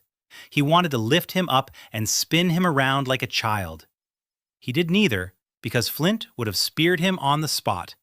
Instead, he said calmly, "You've brought the most important stone in the world." Flint didn't understand. The stone was strange and ugly, heavy, useless for spearheads, too soft. What was it for? Daniel said, "Wait," and he began to build a second furnace. Not like the one for pottery, a different one, smaller, deeper, with a powerful blast. He needed a temperature above 1,000 degrees. Copper melts at 1,085. He remembered that number, one of the few that had stuck in his mind from a book on Bronze Age metallurgy he'd read on vacation 3 years ago. 3 years ago. 15,000 years ahead. His head spun from such thoughts. He took him a week to build. Stones held together with clay, thick walls to retain the heat, an air intake from a clay tube angled upward. Bellows. He needed bellows. A leather bag with a tube. When the bag was squeezed, air was blown into the furnace and the temperature rose. He explained the idea to Era. She understood in a minute. She sewed a bag out of deer hide in 2 days. They inserted a neck made of rolled birch bark into the air duct. Daniel checked it. He squeezed the bag. Air struck the coals and they flared white. The temperature shot up. He could feel the heat on his face from 2 paces away. It works. He smashed the malachite into small pieces, with a stone hammer on a stone anvil. He poured the pieces into a clay crucible, a small, thick-walled pot that Era had fired twice for strength. He placed the crucible in the center of the furnace. He piled coals on top and began pumping the bellows. 2 hours, non-stop. His hands went numb after an hour. He handed the bellows to Long Shadow, then to Grass, then took them himself again. The heat was hellish. His face was burning, sweat was pouring into his eyes, but he didn't stop. He knew that if the temperature dropped even for a minute, the ore wouldn't melt and he'd have to start all over again. After 2.5 hours, he peered into the furnace through the top opening. The crucible was glowing red hot. Something was glistening inside it. Liquid. Red-orange. Daniel recoiled, not from the heat, from what he saw. Molten copper. The first molten copper in this part of the world. Maybe on the entire continent. Maybe on the entire planet. He didn't know, but he saw it shimmering in the crucible like a little sun, and his hands trembled, not from fatigue, but from the realization. He let the furnace cool, for a long time, all night. In the morning, he pulled out the crucible. At the bottom lay a piece of metal, small, about the size of a thumb, reddish, dull, with an uneven surface and bubbles. Daniel took it in his hands. Heavy, still warm. He tapped it with a stone. The sound was dull and soft. Not the ring of steel, a dull thud. The copper was soft, softer than good flint, but it was metal. It could be forged, stretched, flattened, bend, shape into anything. And most importantly, it could be melted down and recast. A broken stone knife is trash. A broken copper knife is material for a new knife. He showed the piece to the chief. The old man took it, turned it over, scratched it with his fingernail, frowned. Soft, weak stone. What's the point? Daniel took the copper, placed it on a flat stone, took another stone, and began to strike it. Evenly, slowly. The copper flattened under the blows, malleable, obedient. After an hour of hammering, a flat strip lay on the stone, thin, the length of a palm. On one side, Daniel sharpened it against a river stone. The edge became sharp, not like obsidian, but sharp enough to cut through skin and flesh. A knife. The first copper knife. He gave it to Flint, not to the chief, not to Era, to Flint, because Flint had found the ore, because without Flint, there would be no knife, because Daniel knew that a knife in Flint's hand was not just a tool, it was recognition. You matter. You found it. You earned it first. Flint took the knife, turned it over in his hand, tested the blade on his thumb. A drop of blood appeared, and Flint smiled. For the first time in a year. Daniel saw that smile and exhaled. Flint hadn't become a friend, but he had ceased to be an enemy, at least for today. Over the next 2 moons, Daniel smelted enough copper for 10 knives and 3 spearheads. The copper tips were worse than flint ones in battle. Softer, they dulled faster, but they could be sharpened, repaired, and reworked endlessly. And most importantly, they captured the imagination. A shiny red spearhead on a hunter's spear was a symbol, a sign that this tribe could do what no one else could. Rumors of the red stone that flowed like water spread across the steppe faster than rumors of salt. And along with the rumors came a threat. The first sign appeared at the end of summer. Hunters found tracks on the southern border of the hunting grounds. Strangers' tracks, many of them, 20 people, maybe 30. They were marching in formation, not a scouting party or a hunting party, a military detachment. Tanvi was the first to see the tracks, a hunter from the Fast River clan. She had come to the settlement in the spring with 5 contract workers and stayed, not because she was ordered to, because she decided to. A sinewy woman with her head half-shaven and a scar across her left eyebrow. She spoke little and only to the point. the best archer Daniel had ever seen in this world. She could hit a running rabbit from 50 paces. Tanvi came to Daniel with a scrap of leather on which she had drawn a map of tracks in charcoal. Straight lines, sharp turns. Not an animal trail. A human route. A military one. Daniel asked who. Tanvi said one word, and as she did, her face became as still as stone. Blackhorn. Daniel had heard that name before. In fragments. In conversations by the campfire. In the long shadows' warnings. In the fear that flashed in Swift River's eyes whenever the conversation turned to the southern lands. Blackhorn. Chief of the Southern Confederacy. 3 or 4 clans united under one leader. 200 warriors, maybe more. The greatest force the steppe had ever known. They didn't trade. They came and took. They didn't ask. They demanded. And if they were refused, they killed the men and took the women and children and left. Daniel sat by the fire and listened as Tanvi spoke. Her voice was even, without emotion, as if she were describing the weather. But her hands gripped the bow so tightly that her knuckles turned white. Her brother had been killed by Blackhorn's men 2 years ago, in a skirmish over hunting grounds. He was 19. They left his head on a stake as a warning. Daniel didn't ask for details. He saw enough in her eyes. He asked something else. What Blackhorn wants. Tanvi said, salt, redstone, or whatever lies behind them. Meaning you. Daniel nodded. He'd expected this. From the moment the first pot of salt went in a trade with Swift River, he knew that sooner or later someone would come who wouldn't want to trade, who would want to take. The only question was when. Now he knew when. Soon.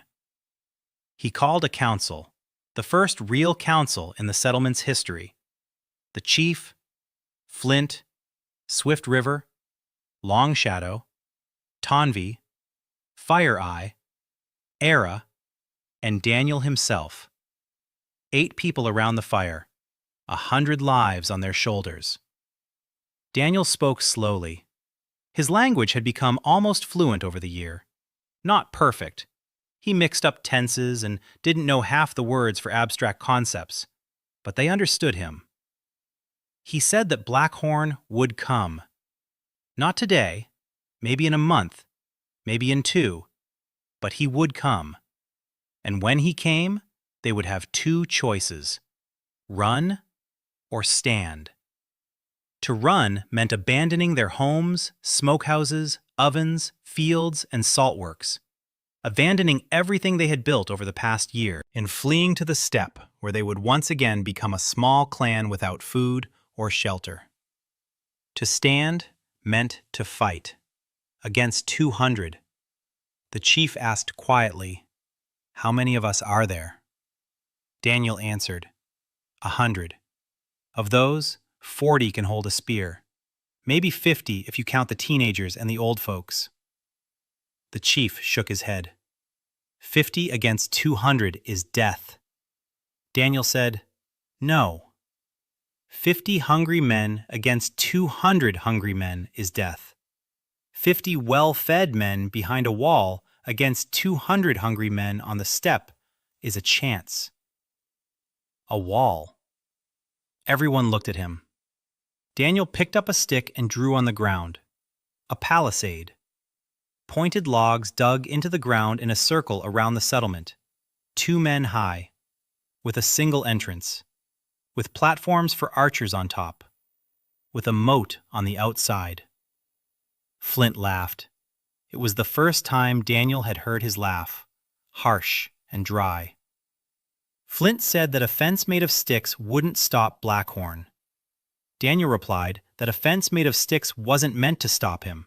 It was meant to slow him down, to give the archers time, give them time to regroup, give them time to think.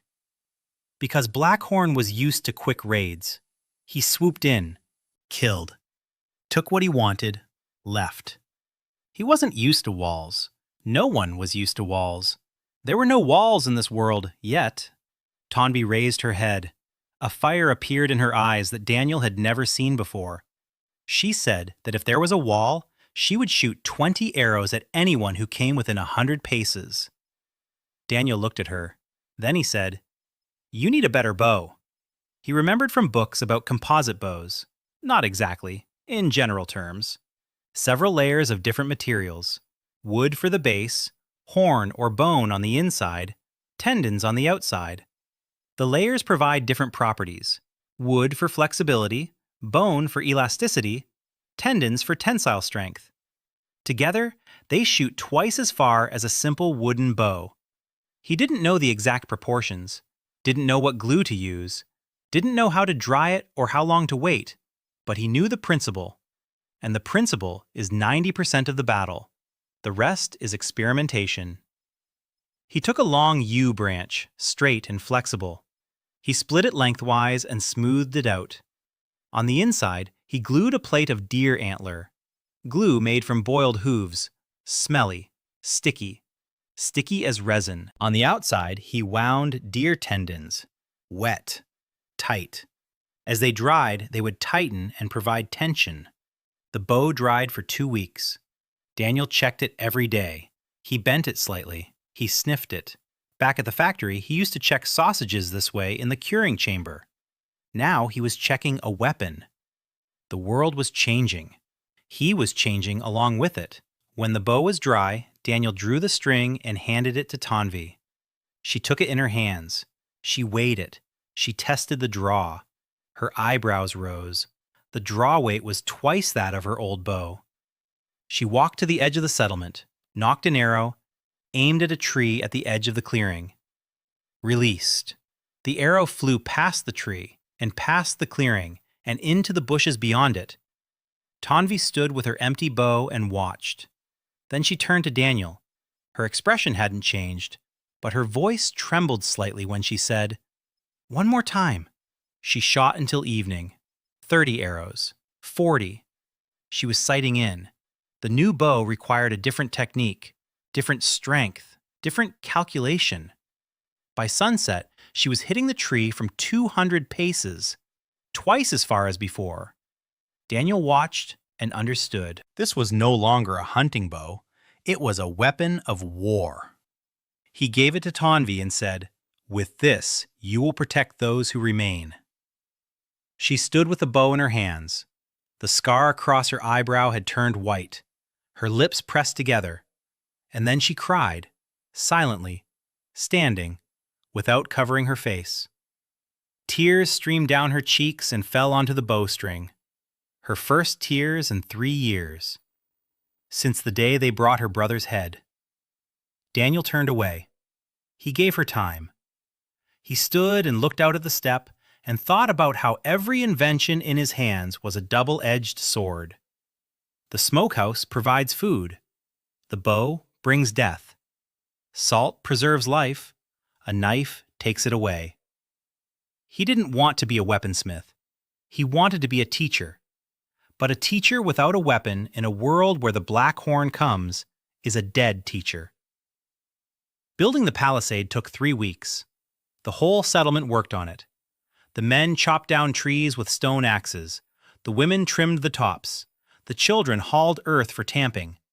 Even Fire Eye helped, silently, without rituals. He simply chopped and carried. Daniel watched him and thought that even the shaman understood. In the face of an external threat, internal squabbles subsided. Temporarily, but they subsided. The palisade stood in a semicircle from rock to rock, 30 paces long, 3.5 meters high. Logs sharpened at the top, dug a meter into the ground, bound together with crossbeams.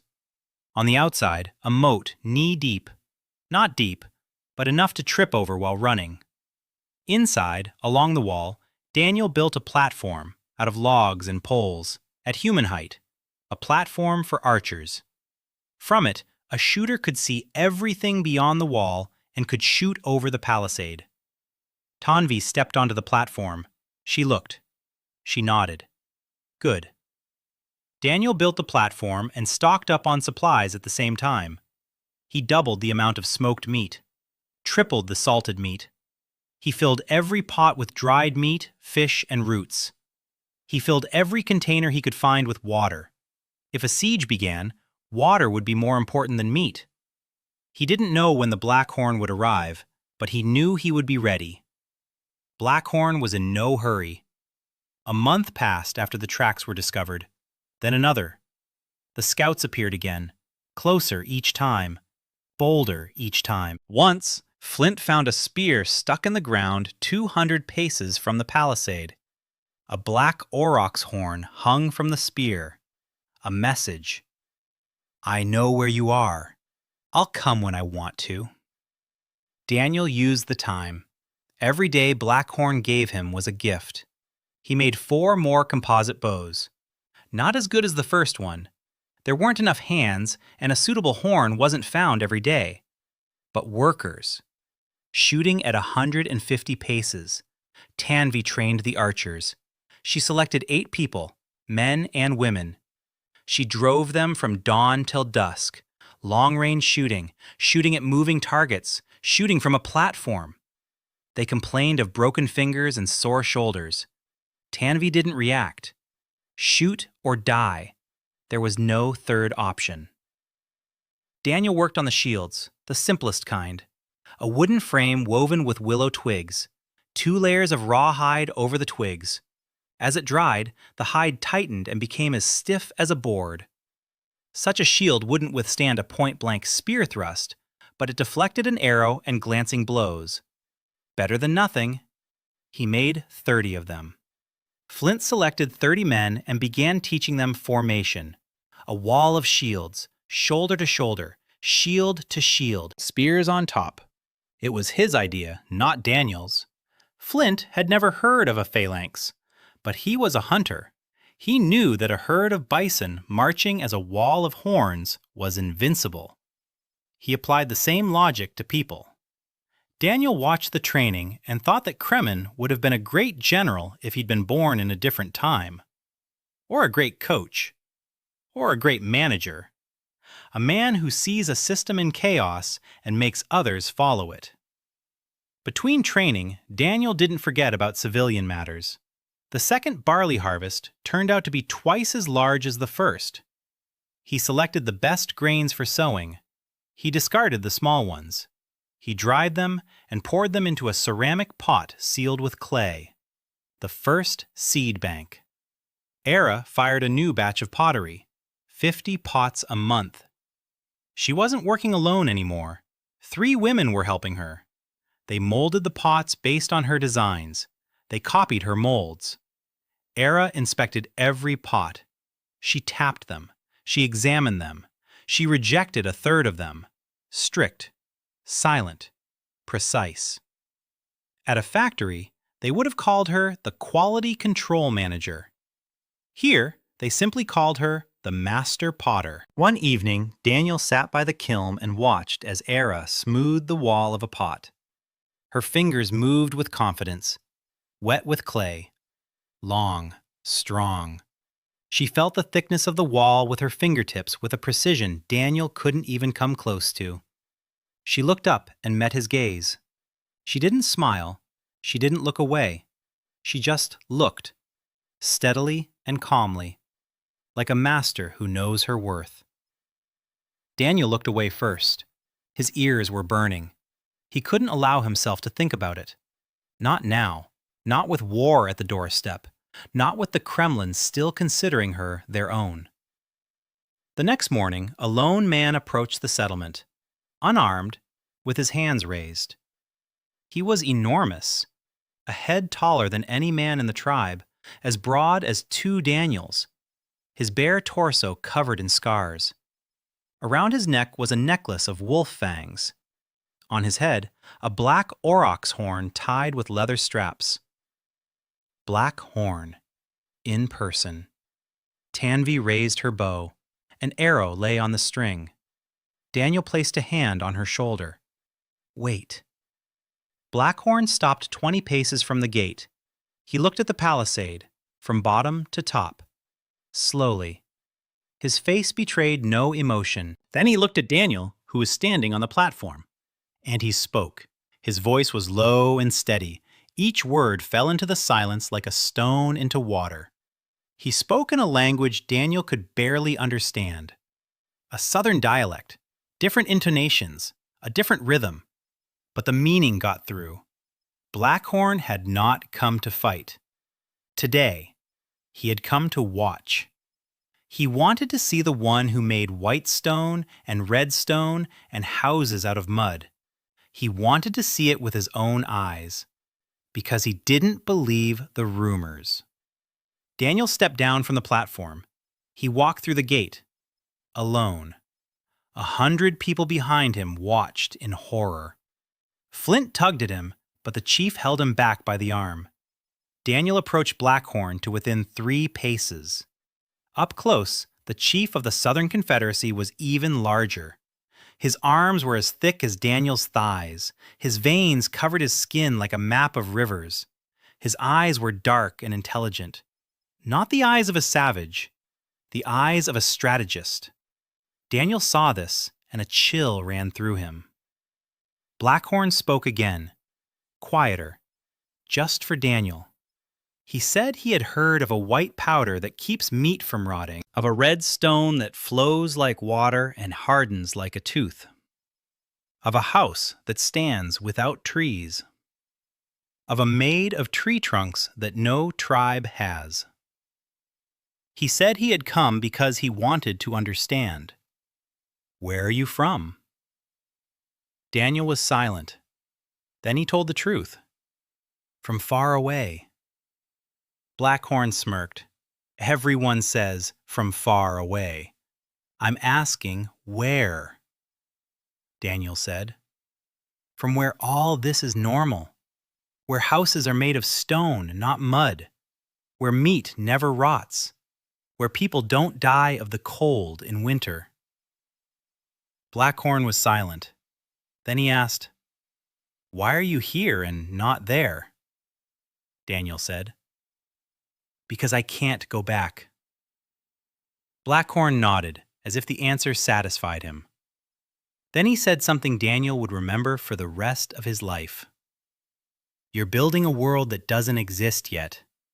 I'm holding on to the world that already exists. You think your world is better? Maybe.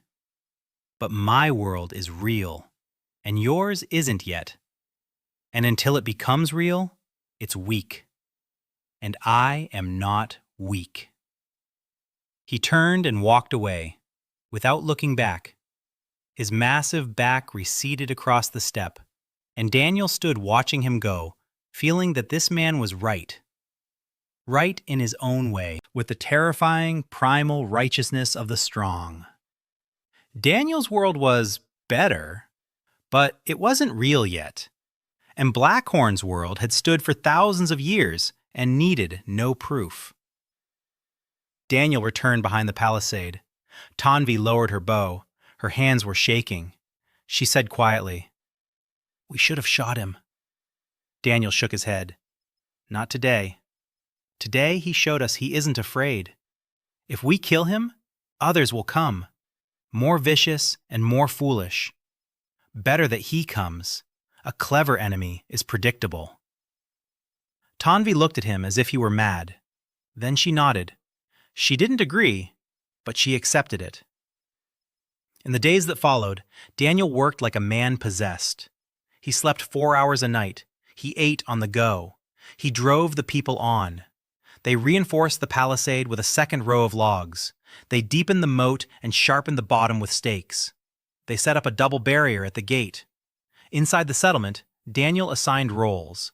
Tanvi with the archers on the wall, Flint with shields at the gate, Long Shadow with a dozen spearmen in reserve, women and children in the longhouse, hot water and clean rags for the wounded, food and water supplies inside to last 3 days of a siege. He sketched a plan with charcoal on a deer hide, a bird's eye view, the palisade, the gate, positions, lines of fire, Areas of impact. Dead zones. He wasn't a soldier. He was an engineer. But an engineer sees the system, sees the flows, sees the bottlenecks. War is also a flow of people and weapons and food and information. Whoever controls the flows wins. Whoever loses control loses. He showed the plan to the council. Kremen studied it for a long time. He ran his finger along the lines. Then he pointed to one spot. Here, the southern section of the wall, farthest from the cliff, thinnest. If they strike here, the wall won't hold. Daniel nodded. He knew. He had deliberately left that spot weak. Kremen looked at him skeptically. Why? Daniel said. Because if they know where the weak spot is, they'll strike there. And if we know where they'll strike, we can wait for them there. Kremen blinked. Then an expression appeared on his face that Daniel saw for the first time. Respect. Not for technology, not for salt or copper, for the idea, for the ability to think 2 steps ahead. Kremen was a hunter. He set traps for animals. He understood what bait was, and now he realized that Daniel had set a trap for people, using the same principle, the same way of thinking, just on a different scale. Flint nodded, and for the first time ever, he called Daniel by name, not a stranger, not a madman. Salt. It wasn't much, but it was a start. They came at dawn, just as Daniel had predicted, because at dawn, the defenders are sleepy and the sun shines on the attackers' backs, blinding those on the wall. Basic tactics, even in the Paleolithic era. Tanvi sounded the alarm. Her scream cut through the morning silence like a knife. Daniel jumped up, pulled on his jacket. His hands instinctively felt for the inside pocket. The lighter was there. He didn't know why he'd checked. Reflex. He stepped outside. The air was gray and cold. His breath was steam. Tanvi and 4 archers were already standing by the wall. Their bows were drawn. The arrows were aimed at the step. Daniel climbed onto the platform, and he saw them. They were emerging from the morning mist like ghosts, silently, in formation, row after row. At first, Daniel counted 20, 40, 60.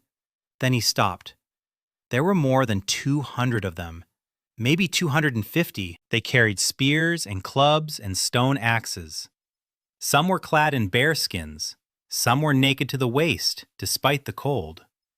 Blackhorn walked at the center of the formation. It was impossible not to recognize him.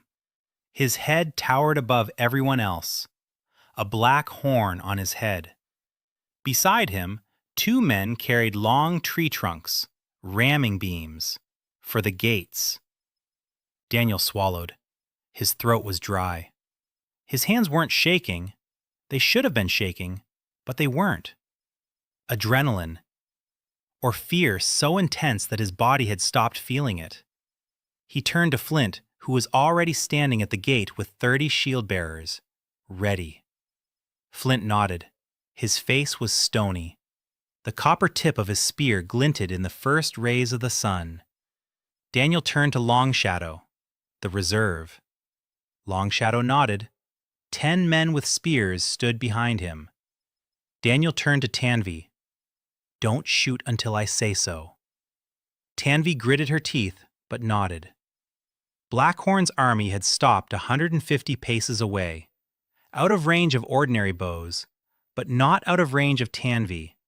Daniel knew it, and Tanvi knew it. She could take down Blackhorn right now with a single arrow. 200 paces was a sure shot for her bow, but Daniel told her to wait. Because without Blackhorn, the army won't retreat. It will go berserk. 250 warriors driven mad by rage will sweep away the palisade in an hour. With their leader alive, they have command. Command makes decisions. Decisions can be predicted. Chaos cannot be predicted. Blackhorn raised his hand. He shouted.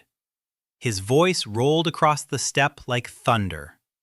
20 warriors broke ranks and ran toward the southern wall, toward the weak spot, just as Daniel had expected. They carried bundles of branches to fill the moat, to climb over the wall, to break through. Tanvi. Daniel said one word. 5 bows sang out simultaneously. The arrows soared high, in an arc. As they fell, they struck the running group. 3 hits. 2 warriors fell. 1 clutched his shoulder. The rest kept running.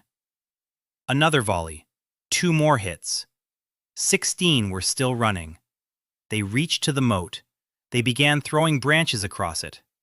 The first one to jump into the moat impaled himself on a stake. A scream tore through the morning. The rest hesitated. Tanvi was now shooting with precision, not in a broad arc, straight. Every arrow found its mark. Her face was impassive. Her hands worked like a machine. Knock, draw, release. Knock, draw, release. In a minute, she had taken down 6. The attack on the south wall faltered. The remaining men retreated, dragging the wounded. Blackhorn watched. His face remained unchanged. He raised his hand again. This time, the main force moved toward the gates. The battering rams led the way. Daniel climbed down from the platform. He ran toward Flint. His place was not on the wall. His place was in the rear, with the maps, with the supplies, with the system. Flint stood in the front row, shield to shield. Spears jutted out like needles. The gate was double, 2 layers of logs bound together with crossbeams. Behind them was a makeshift barricade of sandbags. Daniel had built it 3 days ago. Flint had called it a waste of effort. Now that the battering rams had struck the gate and the first layer of logs had begun to creak, Flint no longer thought so. The rams struck rhythmically. 1, 2, 3. The gate swayed. Dust rained down from the crossbeams. With every blow, cracks ran through the wood like lightning. Tanvi was shooting from above. She was showering the attackers with arrows, but there were too many of them. They shielded themselves with hides stretched over frames. The arrows got stuck in the hides and wouldn't penetrate. Blackhorn wasn't a fool. He knew about the arrows and had prepared for them. The gate collapsed on the 7th blow. The first layer. The second held. The battering rams struck again. Daniel stood behind the barricade and counted the blows. His brain was working at a frequency he didn't recognize in himself. Cold. Clear. No panic. Like in a factory when the conveyor belt breaks and you have to reconfigure the line in 5 minutes or lose the batch. Only the stakes are higher. The stakes are the lives of 100 people. The second layer collapsed. Behind it stood the barricade. The battering rams struck the sandbags and stopped. The bags didn't break. They compressed and absorbed the impact. The attackers hesitated. That second was enough. "Flint!" Daniel shouted. Flint barked a command. The shield bearers emerged from behind the barricade on both sides of the gate, a wall of shields, spears forward, like the horns of bison. The attackers surged through the broken gate and ran into the barricade. Arrows flew from above. Spears pressed in from the sides. Ahead, a wall of sacks, a narrow passage, a crush. They couldn't turn around, couldn't use their numbers. They stood in the throat of the gate and died, one after another. Daniel saw it from the hill, behind the longhouse where he had climbed to see the entire battlefield. He saw it, and it made him sick. Not from the sight of blood, from the realization. He had designed this, like an engineer designs a conveyor belt, only instead of products, there were corpses. But he couldn't stop, because if he stopped, the corpses at the end would be those of his men. The battle at the gate lasted an hour, then 2. The attackers retreated. They regrouped. They tried to attack the south wall again. Tonvi met them with 3 volleys. They retreated again.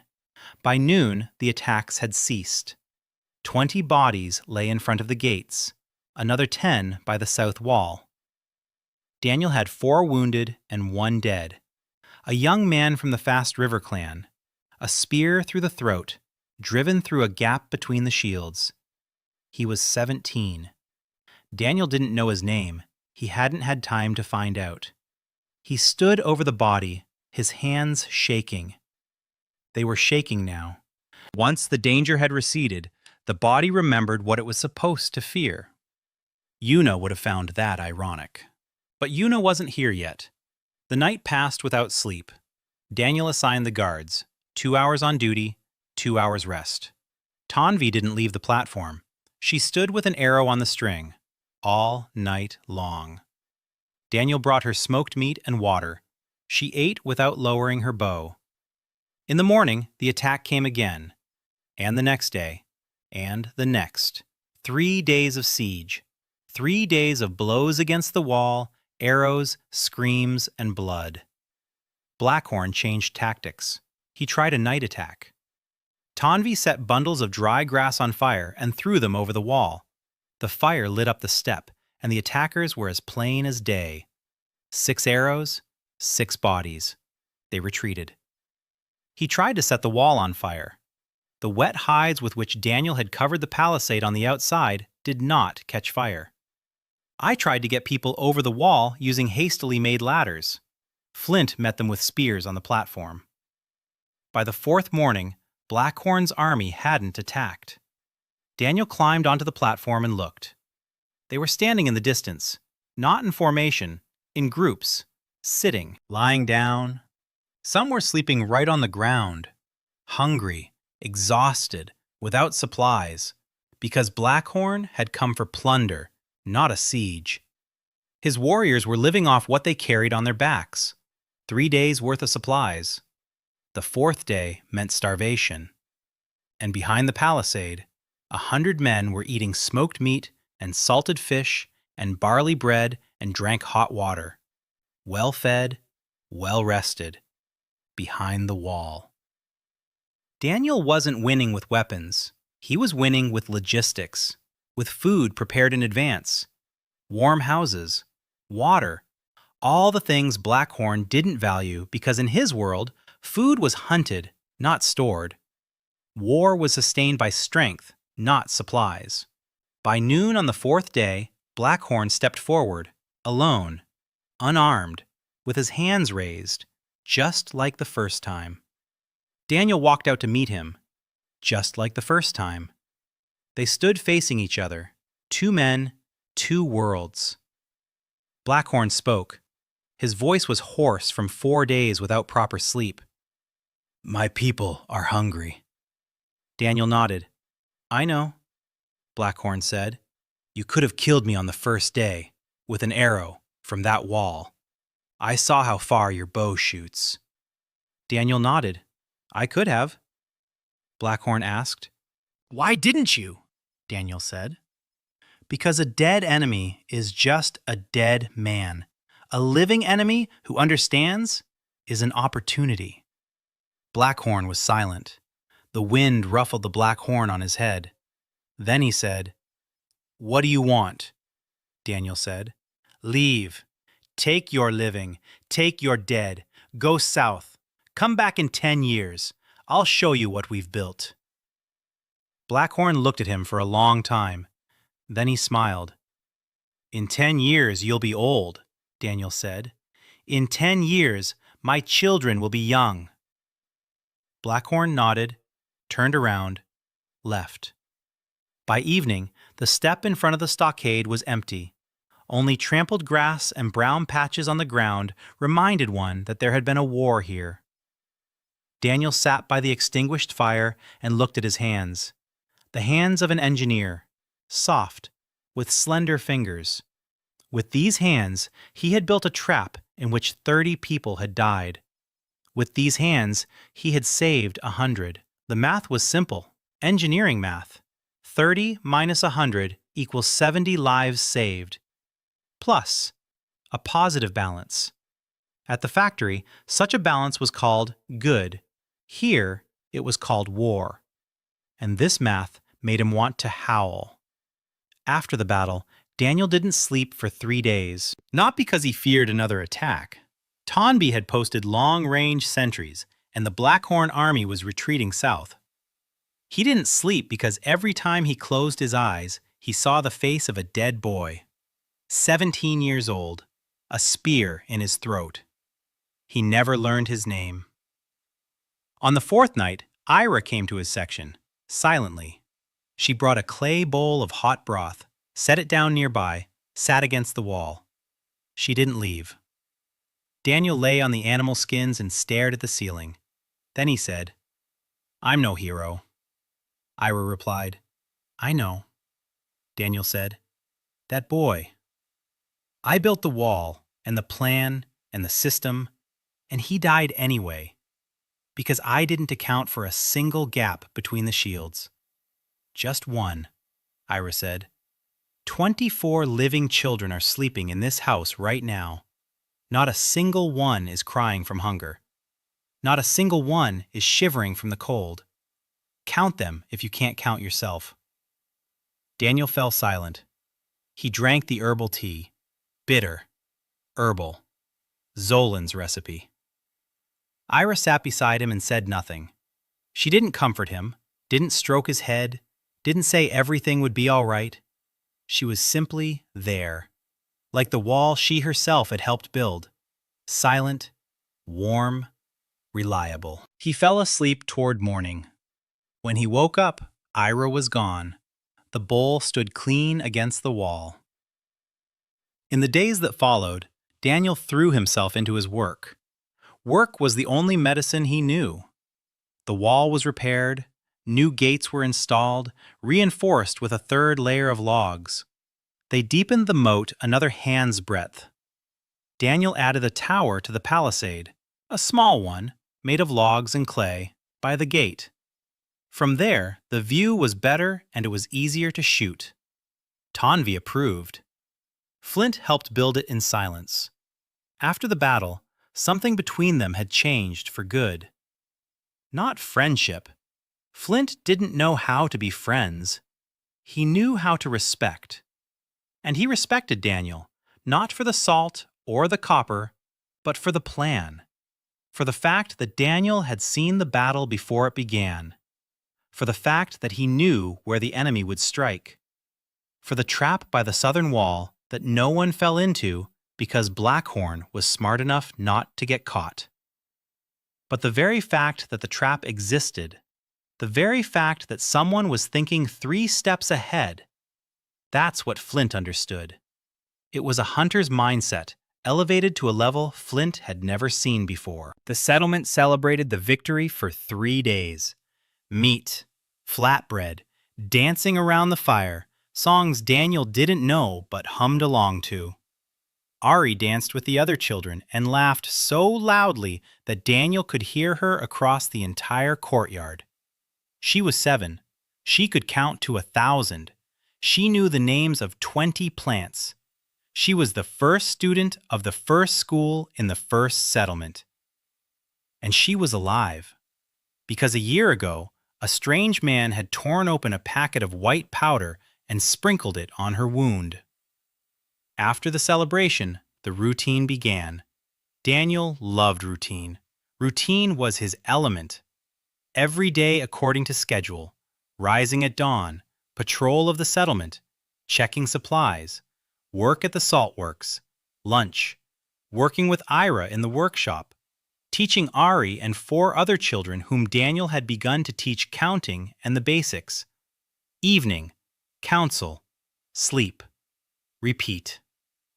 It was precisely in this routine that he nearly missed the most important event of all time. A caravan arrived from the south. Not a military one, a trade caravan. 15 people, with a cargo of hides and dried meat and bundles of obsidian. They had come from far away, from the south, from places Daniel had only heard of. warm lands, where the grass is green all year round and the trees never lose their leaves. The caravan members wanted to trade salt. They had heard of salt and had traveled for 2 moons to get it. Daniel traded with them for 2 days. Obsidian for salt, hides for pottery, dried meat from the south for smoked meat from the north. Everything was going as usual until one of the caravanners mentioned slaves. They had slaves, captives from conquered tribes. They traded people like hides. For them, it was normal. For Daniel, it was like a punch in the gut. He asked how many. The caravan leader held up his fingers. 7. 2 women, 3 men, 2 children. They were walking behind the main caravan, under guard. Daniel asked the price. The caravan leader named it 10 sacks of salt for all 7 of them. A huge price. 10 sacks was a month's work for the salt works.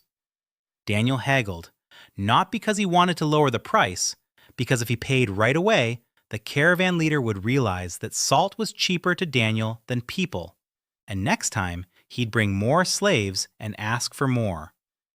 He got the price down to 7 sacks. The caravan leader agreed.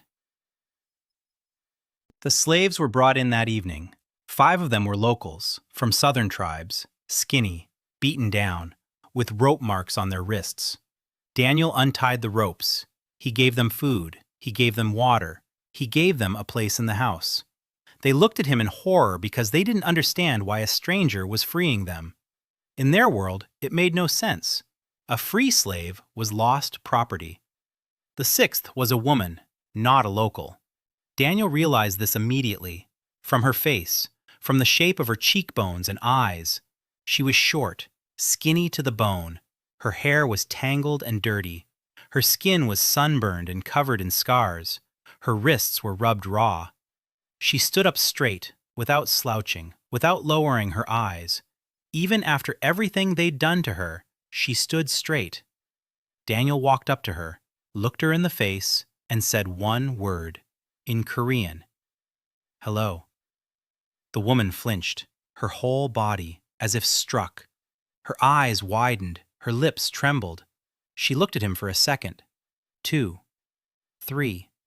Then she replied, in Korean, in a hoarse whisper, with a voice that hadn't spoken that language in 2 years. "You're the real one." Daniel nodded. She covered her face with her hands. Her shoulders shook. She didn't make a sound. She just shook. Standing there, in the middle of the settlement, before his eyes were 100 people who didn't understand why a stranger was speaking to a stranger's woman in the language of the spirits. Daniel embraced her. For the first time in a year and a half, he had embraced another person. For real. The way you hug your own. She clung to his jacket, and he could feel her ribs poking through her thin skin. Then she pulled away, wiped her face, looked at him, and said quietly, "Yoona Kim, 28 years old, military medic." "She ended up here 2 years ago," Daniel said. "Daniel Cho, 34, process engineer. He ended up here a year and a half ago." Yoona looked around, at the walls, at the roofs, at the smokehouse from which steady smoke rose, at the clay pots by the entrance to the longhouse, at the children playing with burnt shards, at Ari, who was counting pebbles while explaining something to her friend, at Ira, who was carrying a pot from the hearth to the storeroom, at Tanvi, who stood on the tower with an arrow nocked and gazed toward the south, at Flint, who was teaching young men drill with shields. Yoona looked at all of this, and Daniel saw her face change. First disbelief, then confusion, then something more. Something that breaks a person and puts them back together again. She said, "You built this." "In a year and a half," Daniel said. "We built it, all together." Yoona sat right down on the ground, in the middle of the street, between houses she hadn't yet seen from the inside, next to a pot she hadn't yet touched. on ground that wasn't yet her home. And she cried, silently, like Tanvi that day with the bow, like people who've forgotten how to cry out loud. Daniel sat down beside her. He was silent. He waited. When she quieted down, he said, "You're a doctor." She nodded. He said, "I need a doctor. I have 100 people. Soon there will be more. I can salt meat and burn a pot and smelt copper, but I can't stitch a wound properly. I can't deliver a baby. I can't tell inflammation from infection. I need someone who can." Yuna looked at him. Her eyes were red and empty, and yet a fire was beginning to ignite in them, a small one, like an ember. She said, "2 years ago, I stopped believing that anything could be built in this world except a grave." Daniel said, "I'll show you the pantry with 3 months' worth of food." Yuna almost smiled. Almost. The first hint of a smile in 2 years of slavery, despair, and loneliness. She stood up, brushed off her knees, straightened up, and said, "Show me your patience." From that day on, Yuna became Daniel's right-hand woman, his doctor, his conscience, his translator between worlds. Because she knew what he didn't. She knew what rock bottom looked like, what a complete absence of hope looked like. And that's why she valued what he had built, not as an engineer, but as a man who had been to hell and back. Yuna worked like a machine. The first week, she went around to every resident of the settlement. She examined them, she felt them, she looked into their throats and ears and eyes. She made a list of illnesses on the wall of a clay pot, with charcoal, in Korean. Daniel read it and grew gloomy. Parasites in 70%. Tooth decay in everyone without exception. 3 unhealed fractures that had fused crookedly. 2 with vision problems. 1 pregnant woman with a narrow pelvis. 4 children with signs of rickets. Yuna told him straight out, no beating around the bush. In Korean, so no one else would understand. Your people are living 10 years less than they could. It's not hunger that's killing them, it's the filth. They eat with dirty hands, they drink from shared bowls, they don't wash their wounds, they don't brush their teeth.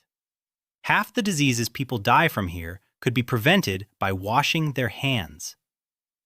Daniel nodded. He knew. He had tried. Soap, boiled water. He'd been fighting for this since the first month. Yuna said, "You tried through technology. I'll try through fear." The next day, Yuna gathered all the women of the settlement, 35 people. She spoke in the local language, which she had learned during her 2 years in captivity, fluently, without an accent, better than Daniel. She showed them her hands, clean, washed, not a single crack. Then she showed them Grass's hands, with healing cracks. She said that Grass washes her hands with soap every day. She showed them another woman's hands, dirty, with inflamed cuts. She said that this woman doesn't wash. Then she said simply, "Dirty hands feed death. Death eats from dirty hands like a beast eats from a dirty puddle. Do you want to feed death? Don't wash. Do you want your children to live? Wash. Not technology, not an engineering explanation. Fear. Motivation through a mother who doesn't want to bury her child." Yuna knew which levers worked. She was a military medic. She taught soldiers in the field to wash their hands before eating, not with explanations about bacteria, but by showing photos of gangrene. There were no photos here, but the words worked just as well. Within a week, soap was being used up 3 times faster. Daniel ramped up production. Fat and lye. More fat. More ash. More potash. Simple chemistry. Dirty, stinky, life-saving. At the same time, Yuna took on the pregnant woman. Her name was Rekka. Young, first child, narrow pelvis. Yuna examined her and told Daniel that the birth would be difficult, perhaps fatal. In the 21st century, this would have been a C-section. Here, a C-section meant certain death for the mother from infection and blood loss. Yuna said she would try to help naturally, but she needed instruments, clean, sharp, not made of stone, made of copper. Daniel forged 3 instruments for her in 2 days: a thin knife, a hook for the umbilical cord, forceps. Rough, clumsy, but made of copper, smooth, easy to clean with boiling water. Yuna boiled them 3 times, wrapped them in a clean cloth, put them away, waited. While Yuna waited for the birth, Daniel worked on expanding the settlement. The settlement was growing. 120 people, then 150. People came every week. Word of the victory over Blackhorn spread across the steppe faster than any rumor about salt and copper. 100 people had stopped 250 behind a wall with supplies. It was impossible. It was a miracle. It was a place worth going to. Daniel accepted everyone, but he set conditions. Work. Wash your hands. Listen. Learn. Anyone who didn't agree could leave. No one left. He expanded the palisade. The new perimeter was twice the size of the old one. Inside, he built a 3rd longhouse, Madel V. Ari still gave the names. Era's workshop stood apart. A for firing, a shed with clay, drying racks. 5 potters worked under her guidance. Ceramic production grew to 100 pots a month. Some went to meet the settlement's needs, some for trade. The salt works stood separately. 12 flat stones over coals, a constant fire, constant evaporation. A kilogram of salt a day. Not much by future standards. Colossal by the standards of the era. Daniel dreamed of solar evaporators. Large, shallow pools filled with brine. The sun evaporates the water. Salt remains at the bottom. No fire, no firewood, free energy. But for that, you need clay. Lots of clay. And a flat area. And summer. He began building the first basin, 2 by 4 feet. A clay bottom, tamped down and fired. Walls a hand's width high. Brine from the salt marsh is poured inside. The sun does the rest. A week later, a pile of white crystals, 3 kilograms. In a week, without a single stick of firewood. Daniel stood over the pool and smiled. Then he built a second one, a third, a 5th. By the end of summer, 10 pools were yielding 30 kilograms of salt a week, more than the settlement could consume. The surplus went to trade. Salt in exchange for hides. Salt in exchange for obsidian.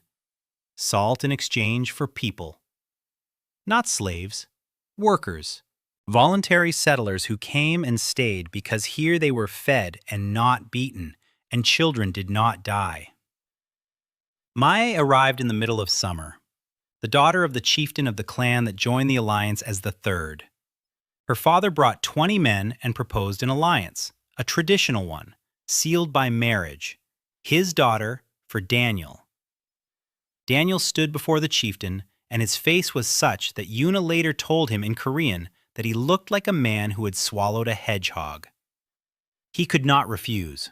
Refusal would be an insult, a breach of the alliance, the loss of 20 men and the goodwill of an entire clan. He couldn't accept it, because to him, a marriage of convenience was barbaric, human trafficking, exactly what he had paid 7 sacks of salt to avoid. Yuna told him, quietly, in private, in Korean, "You're not in Seattle. Different rules here. If you refuse, he'll take his people away, and the next clan won't come. And in a year, instead of 200 people, you'll have 100. And when Blackhorn returns, those 100 won't be enough." Daniel said, I won't buy a wife. Una said, then make sure it isn't a purchase. Daniel thought about it all night. In the morning, he went out to the chief. He said he would take his daughter, but not as a wife according to custom, as an equal, as a member of the council, as her clan's voice in the affairs of the settlement. She would live in his house, but make her own decisions. The chief didn't understand. Daniel explained it more simply. She would be like the chief of her clan within my house. The chief thought. Then he nodded. To him, this sounded even better than a traditional marriage. His daughter wasn't just a wife. His daughter was power. Ma'e entered Daniel's house that evening. She was voluptuous, broad-hipped, with a round face and eyes in which sparks constantly danced. She carried a leather bundle with her. Inside were herbs for cooking, her dowry. Not skins or beads, herbs. She was a cook, the best in her clan. Daniel showed her her section in the longhouse, separate from his own. Ma'e looked at him, at the section, at the partition, then at him again, and laughed. Loudly, openly. The first loud female laugh in Daniel's life in this world. She said something in her dialect. Daniel didn't catch it. Una translated. She says you're the first man who didn't try to sleep with her on the first night. And she doesn't know whether to be offended or happy. Daniel blushed, all the way to the roots of his hair. May laughed even louder. A week later, she took charge of the kitchen. Not her own, the communal one. She organized something that hadn't existed before, a communal pot, every day. Hot food for everyone. Meat with roots and herbs she'd brought from her clan. Salty, spiced with wild pepper. Hot, delicious. So delicious that people came back for seconds for the first time in their lives. Because before, food was fuel. Now food was a pleasure. May led 5 assistants, loudly, cheerfully, with sayings and jokes that Daniel didn't understand but that made everyone laugh. She turned feeding 150 people into a celebration, every day. And Daniel realized that he had spent a year and a half building smokehouses and salt houses and walls and had forgotten the simplest thing. People don't just want to survive. People want to eat well. May knew this without an engineering degree. Recky's labor began at night. Una was ready. A clean delivery room, boiled water, copper instruments heated over a fire, clean rags. She worked for 6 hours.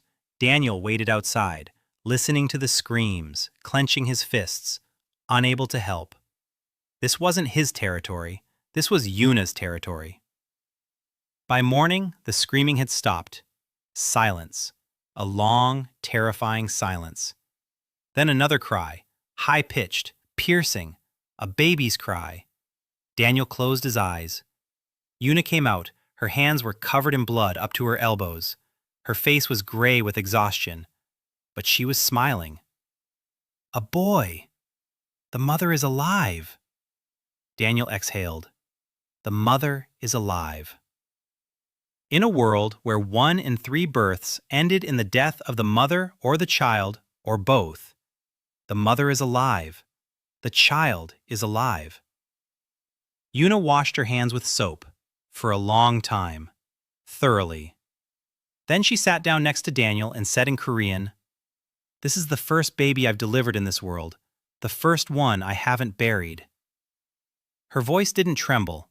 She spoke calmly, but Daniel could see that her hands were still shaking. Not from exhaustion, from the fact that for 2 years in captivity, she had watched women give birth and die, give birth and die, and there was nothing she could do. And now she could. He said, "There will be more." She nodded. "There will be." A week later, May prepared a festive meal in honor of the newborn, the first feast in Salt Valley.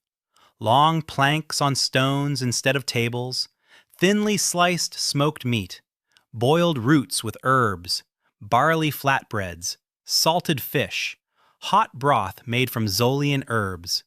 And in the center of the table, in Era's clay bowl, the first cheese. May had been making it for 2 moons. Goat's milk from a wild goat that Kremen had caught alive and that May milked every day, grumbling that the goat kicked with its hooves and didn't respect her elders. Milk fermented in a warm pot, strained, salted, pressed with a stone, white, soft, salty cheese. The first cheese in the history of this world. Perhaps. Daniel tasted it and closed his eyes. The taste was sour and salty and slightly bitter, and it was the best cheese of his life. 150 people sat at long tables and ate, to their fill, without rushing, tasting, chewing, savoring. Crooked Tooth sat across from Daniel, the old man who had nearly died that winter, who was supposed to have gone out into the snow according to custom. He set down his flatbread, looked at Daniel across the table, and spoke, slowly, in a broken language that, over the past year and a half, Daniel had come to understand better than his native Korean. Soul, I was never full. Never. My whole life. His eyes were wet. He didn't wipe them. Grass began to cry nearby. Then River, with a baby in her arms. Then Long Shadow, who never cried. Then Flint, quietly, turning away. But Daniel saw his shoulders shake. The whole settlement was crying. Not out of grief, because for the first time in the history of an entire civilization, 150 people were eating their fill at the same time. And they realized that things could be different. Daniel looked at them, at his people, at his nation, which didn't exist yet, which was only just coming into being. And he was crying too, quietly, clutching to his chest the empty salt bag he had brought with him, like a talisman, like a reminder, like a promise. The fall of the second year brought the cold 2 weeks early. Daniel stood on the hill and watched as flocks of birds flew south, not in small groups as usual, in a solid stream, a black river in the sky from horizon to horizon. The birds knew. The animals knew. The deer had left their summer pastures for the moon before their time. The bison moved south in herds the elders had never seen before. Even the wolves behaved differently. They gathered in large packs. They didn't hunt small game. They followed the deer. All living things were moving in one direction, away. Daniel knew what that meant. He knew from the books he had read in another life, on the other side of time. A cooling. Not a normal winter, a long winter.